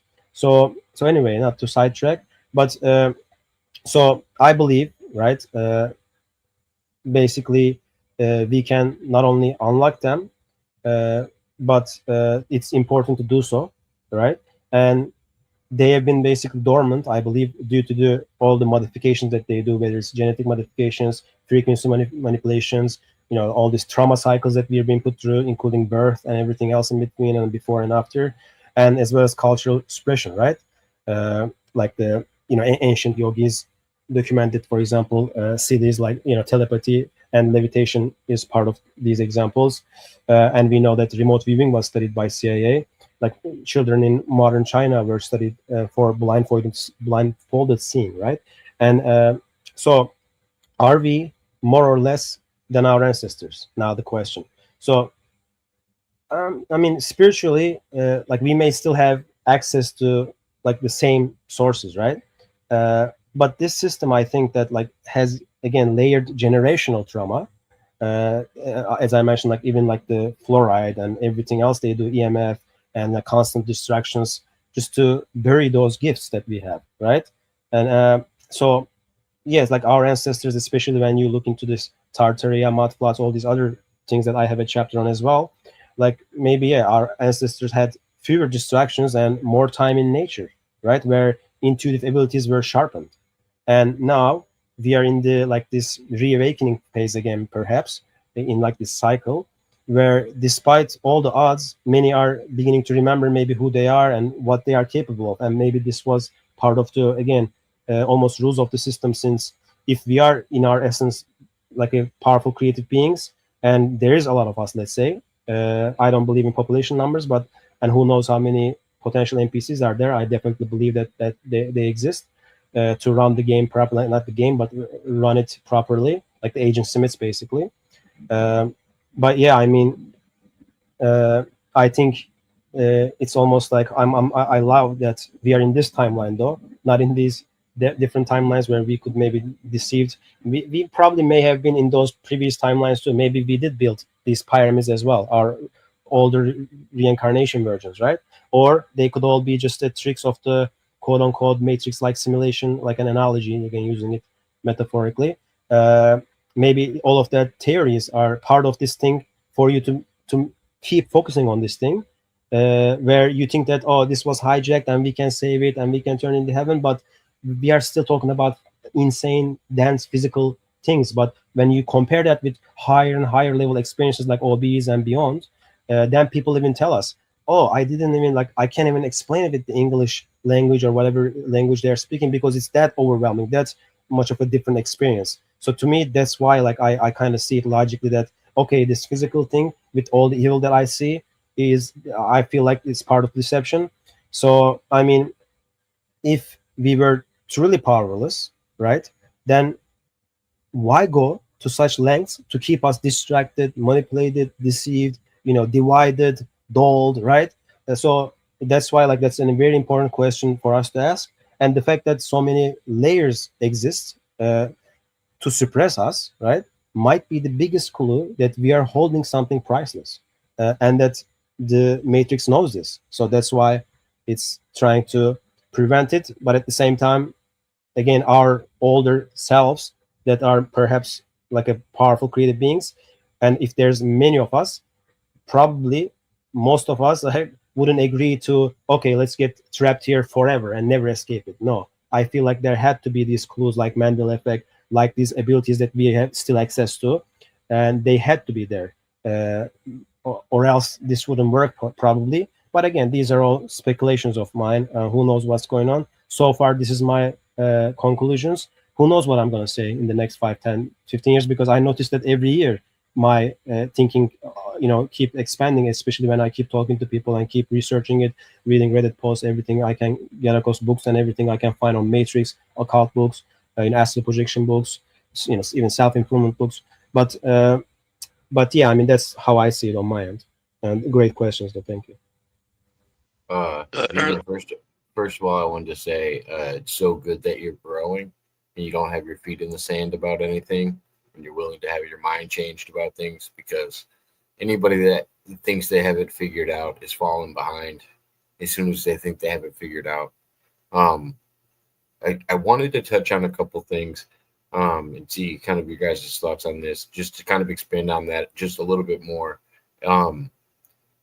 Because I do think, whether we're talking about the Anunnaki or if we're looking at old Egyptian hieroglyphs or what we're looking at, I feel like it shows these signs of these larger beings. You can even see it in the Bible, whether you're talking about the story of David and Goliath. But I think there was these larger beings, and whether we're talking about angels coming down from the heavens and mating with men and women and trying to create another species, or we're talking about gods that were larger than ourselves. And then I think it was the early to mid 80s, we started throwing around the term indigo children. And I want to know where these people fall in this line of having that full ability to be able to access this ancient knowledge, whether you want to call it the Akashic records, whether you want to call it the higher ability with ESP, telekinesis, or things like that. Um, I want to know where these people line up and where we line up, because I do think indigo children was a big thing uh, 15, 20 years ago, and people kind of stopped talking about it a little bit. I don't know if society caught up to it, where everybody's kind of like pulling back the veil and everybody's growing on that same level. But I don't know. I don't know what it is, but like even in these old depictions, there was always these smaller versions of humans that were being sculpted by the gods, or being created. Whether we were created for a slave race, and we were created how we now know it as in the image of whatever gods created us.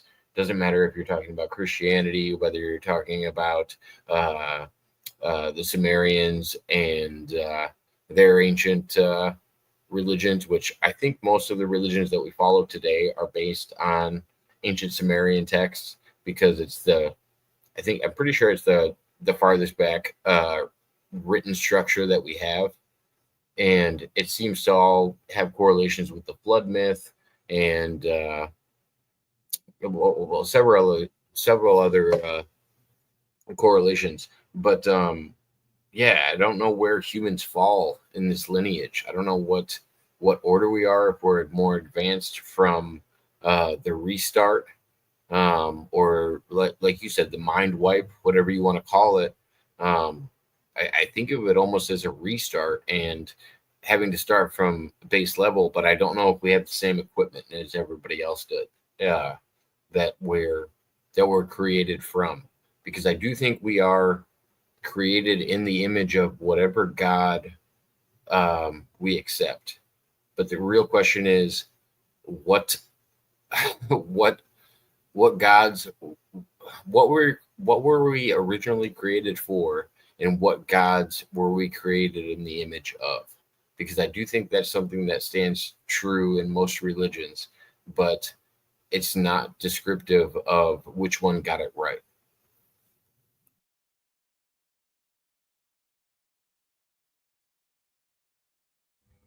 Yes. I mean, were we created in God's image or as a slave race, right? Like that, like made me stop for a Well, second. I mean, and also the idea. I don't know if you've ever heard of the term indigo children.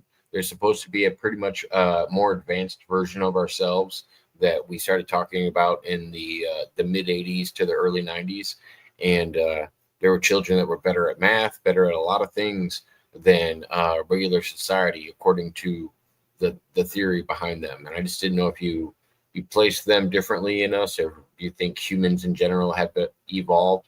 Because I was kind of, when I was asking these original questions, I was trying to structure your ideology of what you thought of humanity and our capabilities, and that's why I was actually asking you these questions initially. oh, I see.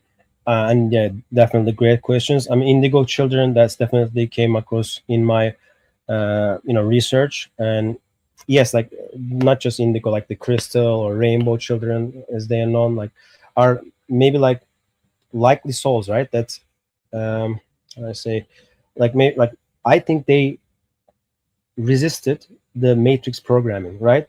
Born with stronger memories, like memories of their quote unquote mission, right? That they were fooled with because of the pre-birth memory or beyond, before deceptions that they faced. And like these latent abilities, right? Like telepathy, clairvoyance, psychic gifts, etc. So they, just like the people with the pre-birth memories, like 99.9 whatever percent don't have those pre-birth memories. But it's interesting how some of us fight hell, I guess, with the system to put ourselves in a better family, because we do see from the contracts that people kind of sign in these pre-birth memories of how they are picking like the out of these worst options, like okay, which country to born in, each family. And the walk-ins also is an interesting aspect of this thing, but not to get sidetracked. So yeah, indigo children. So these children, I think that not only these children, but all of us probably as younger ages, like you know how some people say that some of these children are smarter than adults, especially in earlier ages, and like they are referring to also how you know like the University of Virginia, I believe since 67, they had this department about investigating reincarnations, right? And Dr. Ian Stevenson and I believe John Tucker like just showed too much evidence to us with these 2 to 7 year old or 2 to 5 year old kids that made extraordinary claims proven with extraordinary evidence. And then so we do see also how a lot of people have these maybe memories as a kid, right? But at certain ages, once they're like almost like subconscious fully forms, then the matrix now okay has the full powers to kind of mind wipe them better, as far as I see it. And then now they forget those things. But some people, some of us, uh, carry them on, right? Or maybe the deals we made because of like some people in the pre-birth memories, like Harold in the Soul Trap community has a great experience with this, where he was keeping persuaded by these two entities in his pre-birth memory experience to reincarnate, right? And he didn't want to reincarnate because when he looked at the earth, he saw it as like this black bubble of like glowing, like a death place where our like this good spirits energies are being siphoned. He felt in that state. But then he said that, okay, you know what, like after all these manipulations and after all these like persuasions from these two entities, I remember from his experience, he told them that okay, the only way I'm reincarnating to this earth is that I remember everything that happened here. I remember talking to you guys. I remember seeing this earth as an, like a, again, prison planet, like a system, matrix like place. And only then I will reincarnate. And then these beings all of a sudden told him, just like the Agent Smiths in with the Cipher in the Matrix movie, that okay, or Cypher was saying, right? Just make me forget about I want to be rich, I want to be an actor. So the entities told Harold that okay, you could have actually much better life if you forget about this. But if you choose to remember this, you will have a much worse life. And then he eventually, obviously seeing the deception of it all, chose that okay, you know what? No, I want to remember this, and then chose the worst life, and because of that had a bad life. But eventually, I don't remember if it was 18 years old, these memories came rushing back to him because of the deal he made, right? So was it the deals that some of us made that kind of kept some of these powers similar to these indigo children? That's a fascinating thing to think about. So when it comes to also like these, uh, they can access akashic records, maybe they're like akashic, like awareness rather, because to me akashic records is just like a database of the matrix basically, where manipulation can be deceived. Like you could go there, supposedly ask, okay, I want to see my previous life or whatever, and then you could be seen a scenario where it's totally not your life, it was just a matrix deception basically. But basically, when it comes to these children having these abilities, right, whether and accessing these type of akashic level type of awareness, whether through dreams, intuition, or like a deep inner knowing, uh, it is definitely interesting, since some recall again past lives, alien encounters, or even pre-birth agreements, which makes it even more interesting. So when it comes to extrasensory perception that you mentioned, yeah, I mean it's natural but suppressed by, I believe, things like, as mentioned, like fluoride, trauma, EMFs, junk food, media, hypnosis, so many things. So as the world becomes like more polluted mentally and spiritually, I think the rate of the indigo souls, right, as you would say, or indigo children being born may have dropped, right? That may have explained what you have observed and what I have observed. So, or maybe they are being hijacked earlier via technology now, and or addiction or isolation. So yeah, I mean that's what's interesting, and I can also go into, you know, like were we created in God's image, the Sumerian stuff, the slave race, where we fit in all of this. I can definitely go further into these topics if you'd like. But yeah, that's what I think about indigo children. But just real quick, let me see here. Let me get into the Chizat. Let me address the Chizat real fast. Let us digest that. Nice. We're a little bit over the three. We're a little bit over the 3 hour mark. What do y'all think thus far? Y'all like this?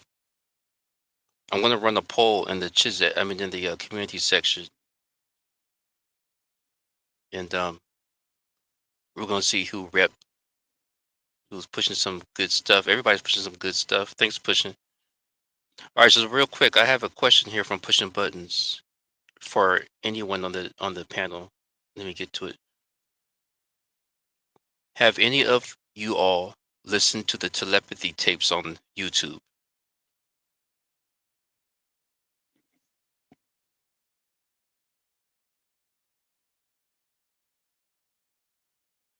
Is that a poll you're running? Is that what you said? Or are you asking us? Okay, my bad if I was all over the place like a realtor. Later after this stream, I'm gonna run a poll in the community section, and y'all could go vote there. And I'm addressing this question in the chat by pushing buttons, and that's what I just read. Have you all listened to the telepathy tapes on YouTube?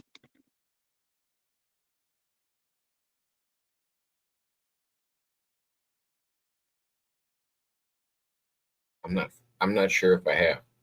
I don't know directly what they're what pushing is referring to, but I'm interested.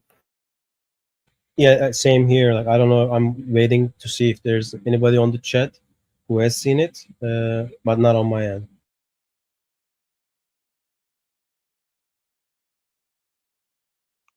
Okay, so Skeptic, what do you think about what Vegan has to say?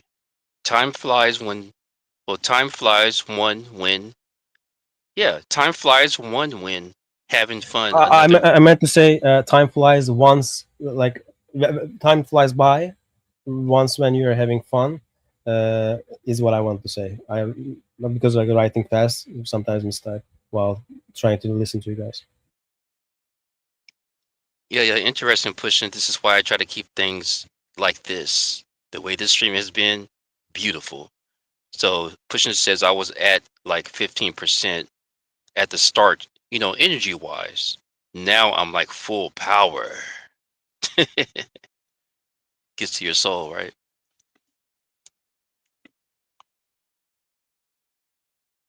I want to ask you guys a question. I'm gonna kind of pose this because I had 100 questions I wanted to ask when Skeptic brought up Plato's closet earlier, and I use this analogy for a lot of people because I compare Plato's closet to standing on the cuspis of ascension and everybody else on the planet. So here's my question for you guys: if you could ascend and you're at a higher plane of existence now, you're in heaven, Agartha, whatever you want to call it, would you go back to help your loved ones get to the same point you're at, but you had to give up the knowledge that you had to get there? Would you would you would you go back to the entrance of Plato's cave to help other people get out?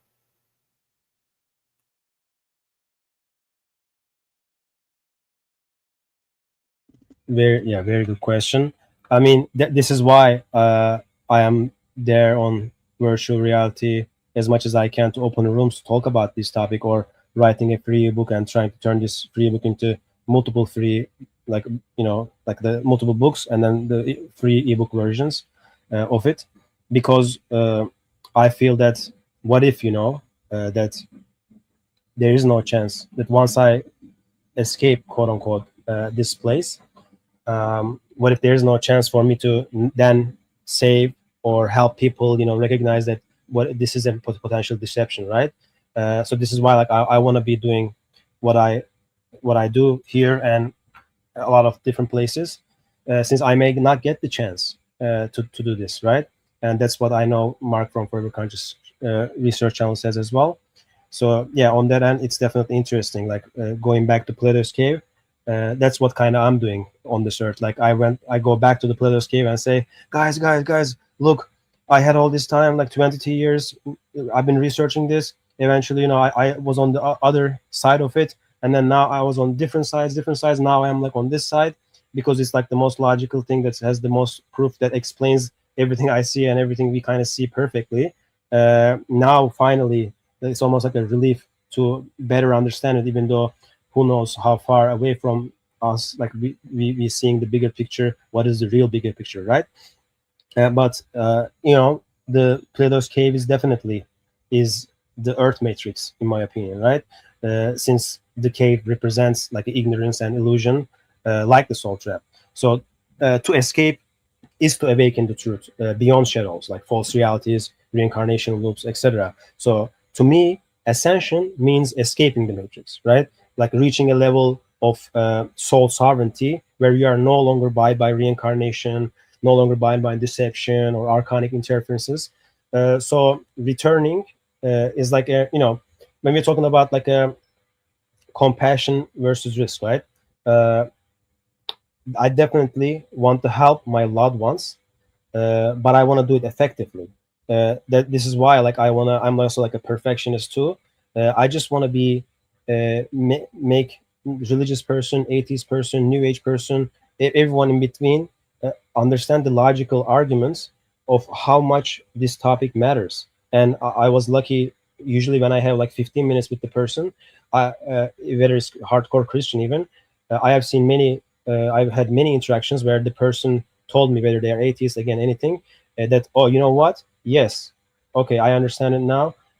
Yes, because of these evidences that exist, right, that shows us potential deception being involved. And yes, if which is a big if, but if afterlife is real, if, like they would say, and if all of these things that you are saying is true, the vegan skeptic, then yes, I mean, it does make sense to protect ourselves and everything else in between. So if returning though means, right, like losing memory or ability, then it risks being trapped again. And this is why there's a lot of like people in the community that will say that, okay, you know what, let's wake up as much people as we can while we are here. But then at the same time, some people differ, right? Some people say, okay, once we exit, we can, and then try to come back here to wake up souls. That could again make us go back into reincarnation, which I understand as perspective, definitely. Or you could, you know, the system can make you believe that you are doing that, but you are in another simulation and just dealing with the NPCs. Who knows, right? But at the same time, though, I see this place as like this has to be, like we have to almost like destroy this place. Like this is not a good place. And definitely like one of my plans is to definitely, like, once I truly feel like I'm outside of this matrix, and maybe once I, you know maybe other spirits who kind of think like me, right?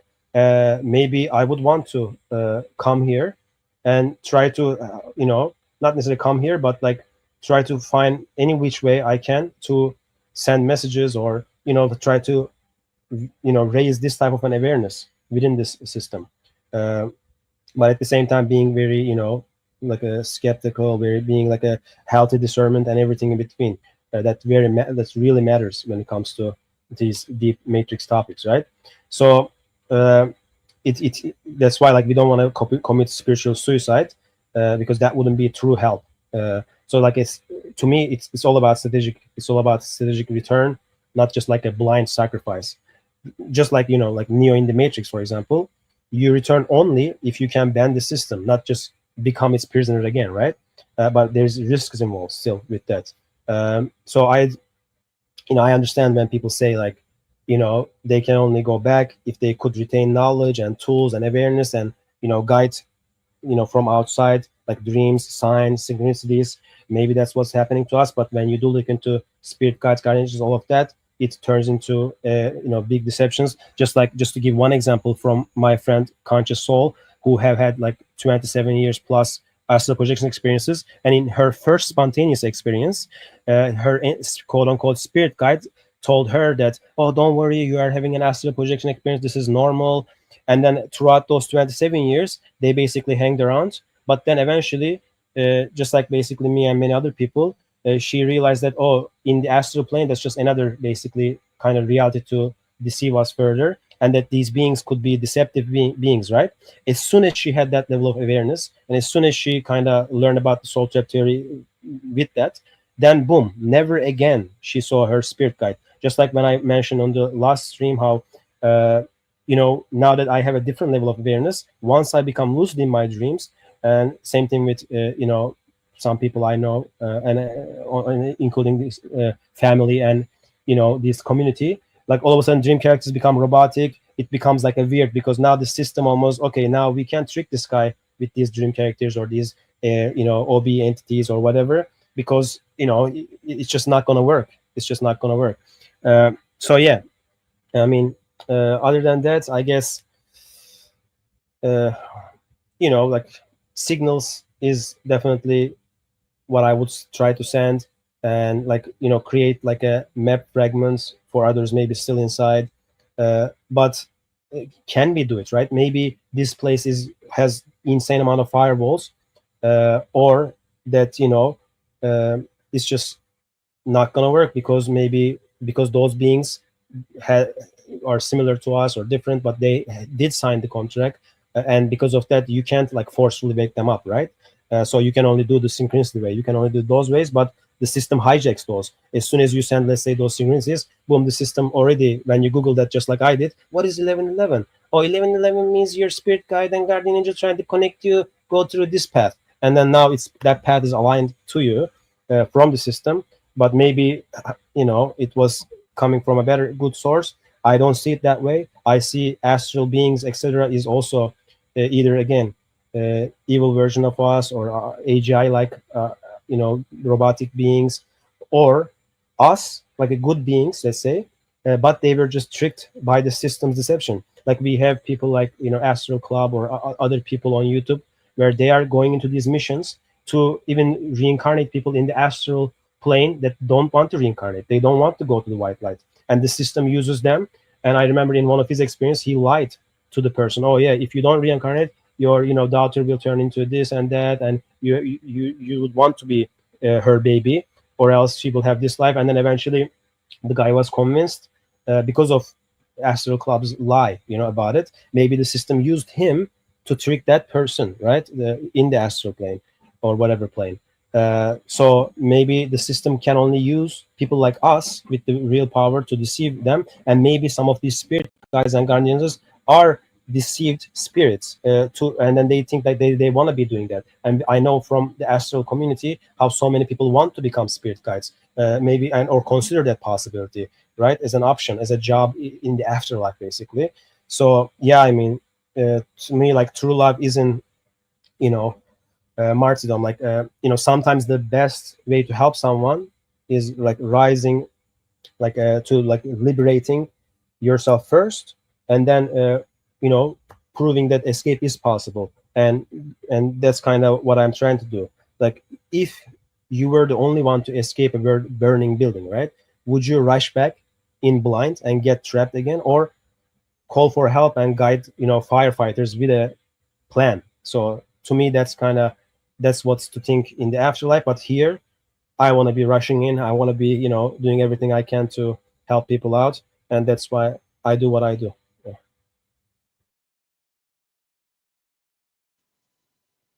Okay, nice, nice.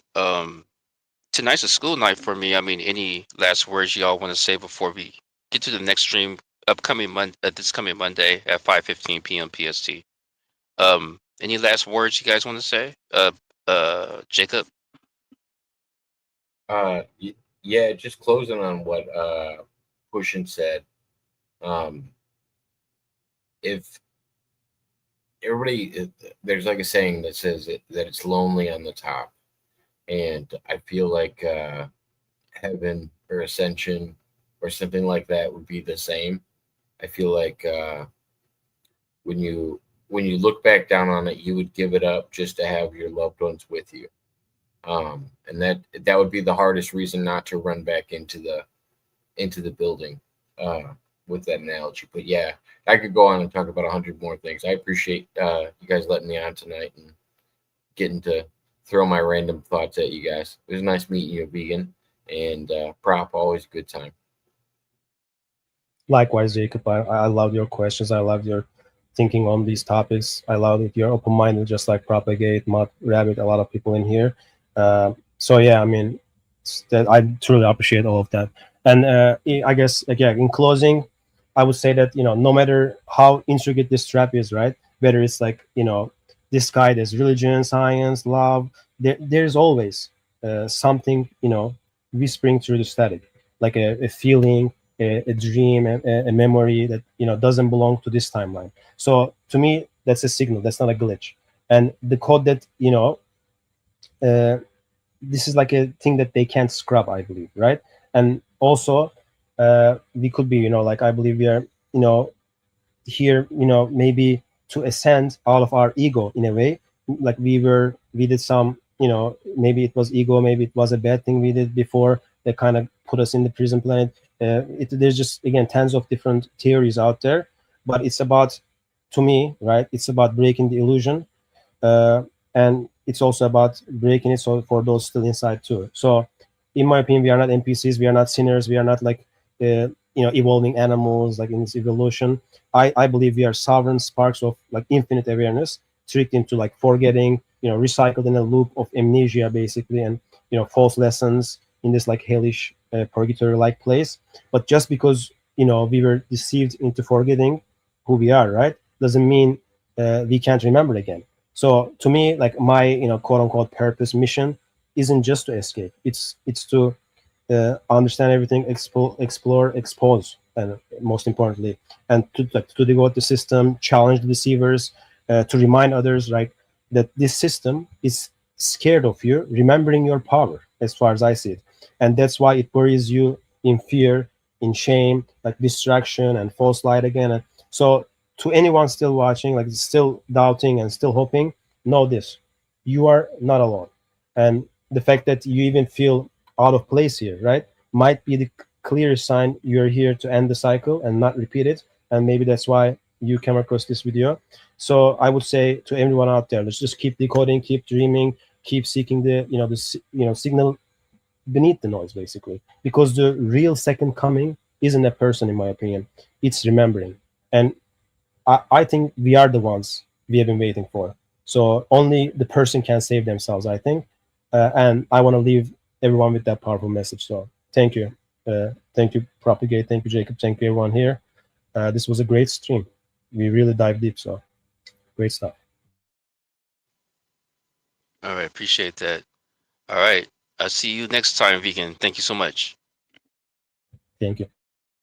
All right. Hey, Jacob Waters, man, thank you so much for coming through. It's always a pleasure having you, man. You have some really good insights. Oh yeah, anytime, man. Thank you for having me. And yeah, good seeing you, Minds. Glad you were still hanging out. And yeah, I always have fun coming on here. Great people, great discussions. And yeah, catch you guys in the next one. All right, cool.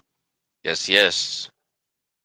Mondays and Thursdays thus far. This is our second Thursday that we went live. And thank you, Vegan, again, the Chizat right there. I am your man, Propagate This Light. And Pushin says, this is the best I've heard. Yes, yes. Man, this is what I'm talking about. This type of vibe, this right here. All right, so I'm out of here. Mondays and Thursdays at 5:15 p.m. PST. You can always check the community section for your time on your side of the planet. And yeah, please vote. You know what I mean? When I do run polls in there, I need more than 7 votes. I mean, there's way more than 7 people that check out this stream. So even the lurkers come in and vote on the when I run some polls there. Don't worry. I'm running some polls. There won't be any strippers. Polls, strippers. All right. So, thank you. Check out the previous stream. It has a lot of replay value as well. Share this stream. Thank you so much to all of Vegans fan base and everybody else. Thank you. Peace, and make sure you rock steady. All right.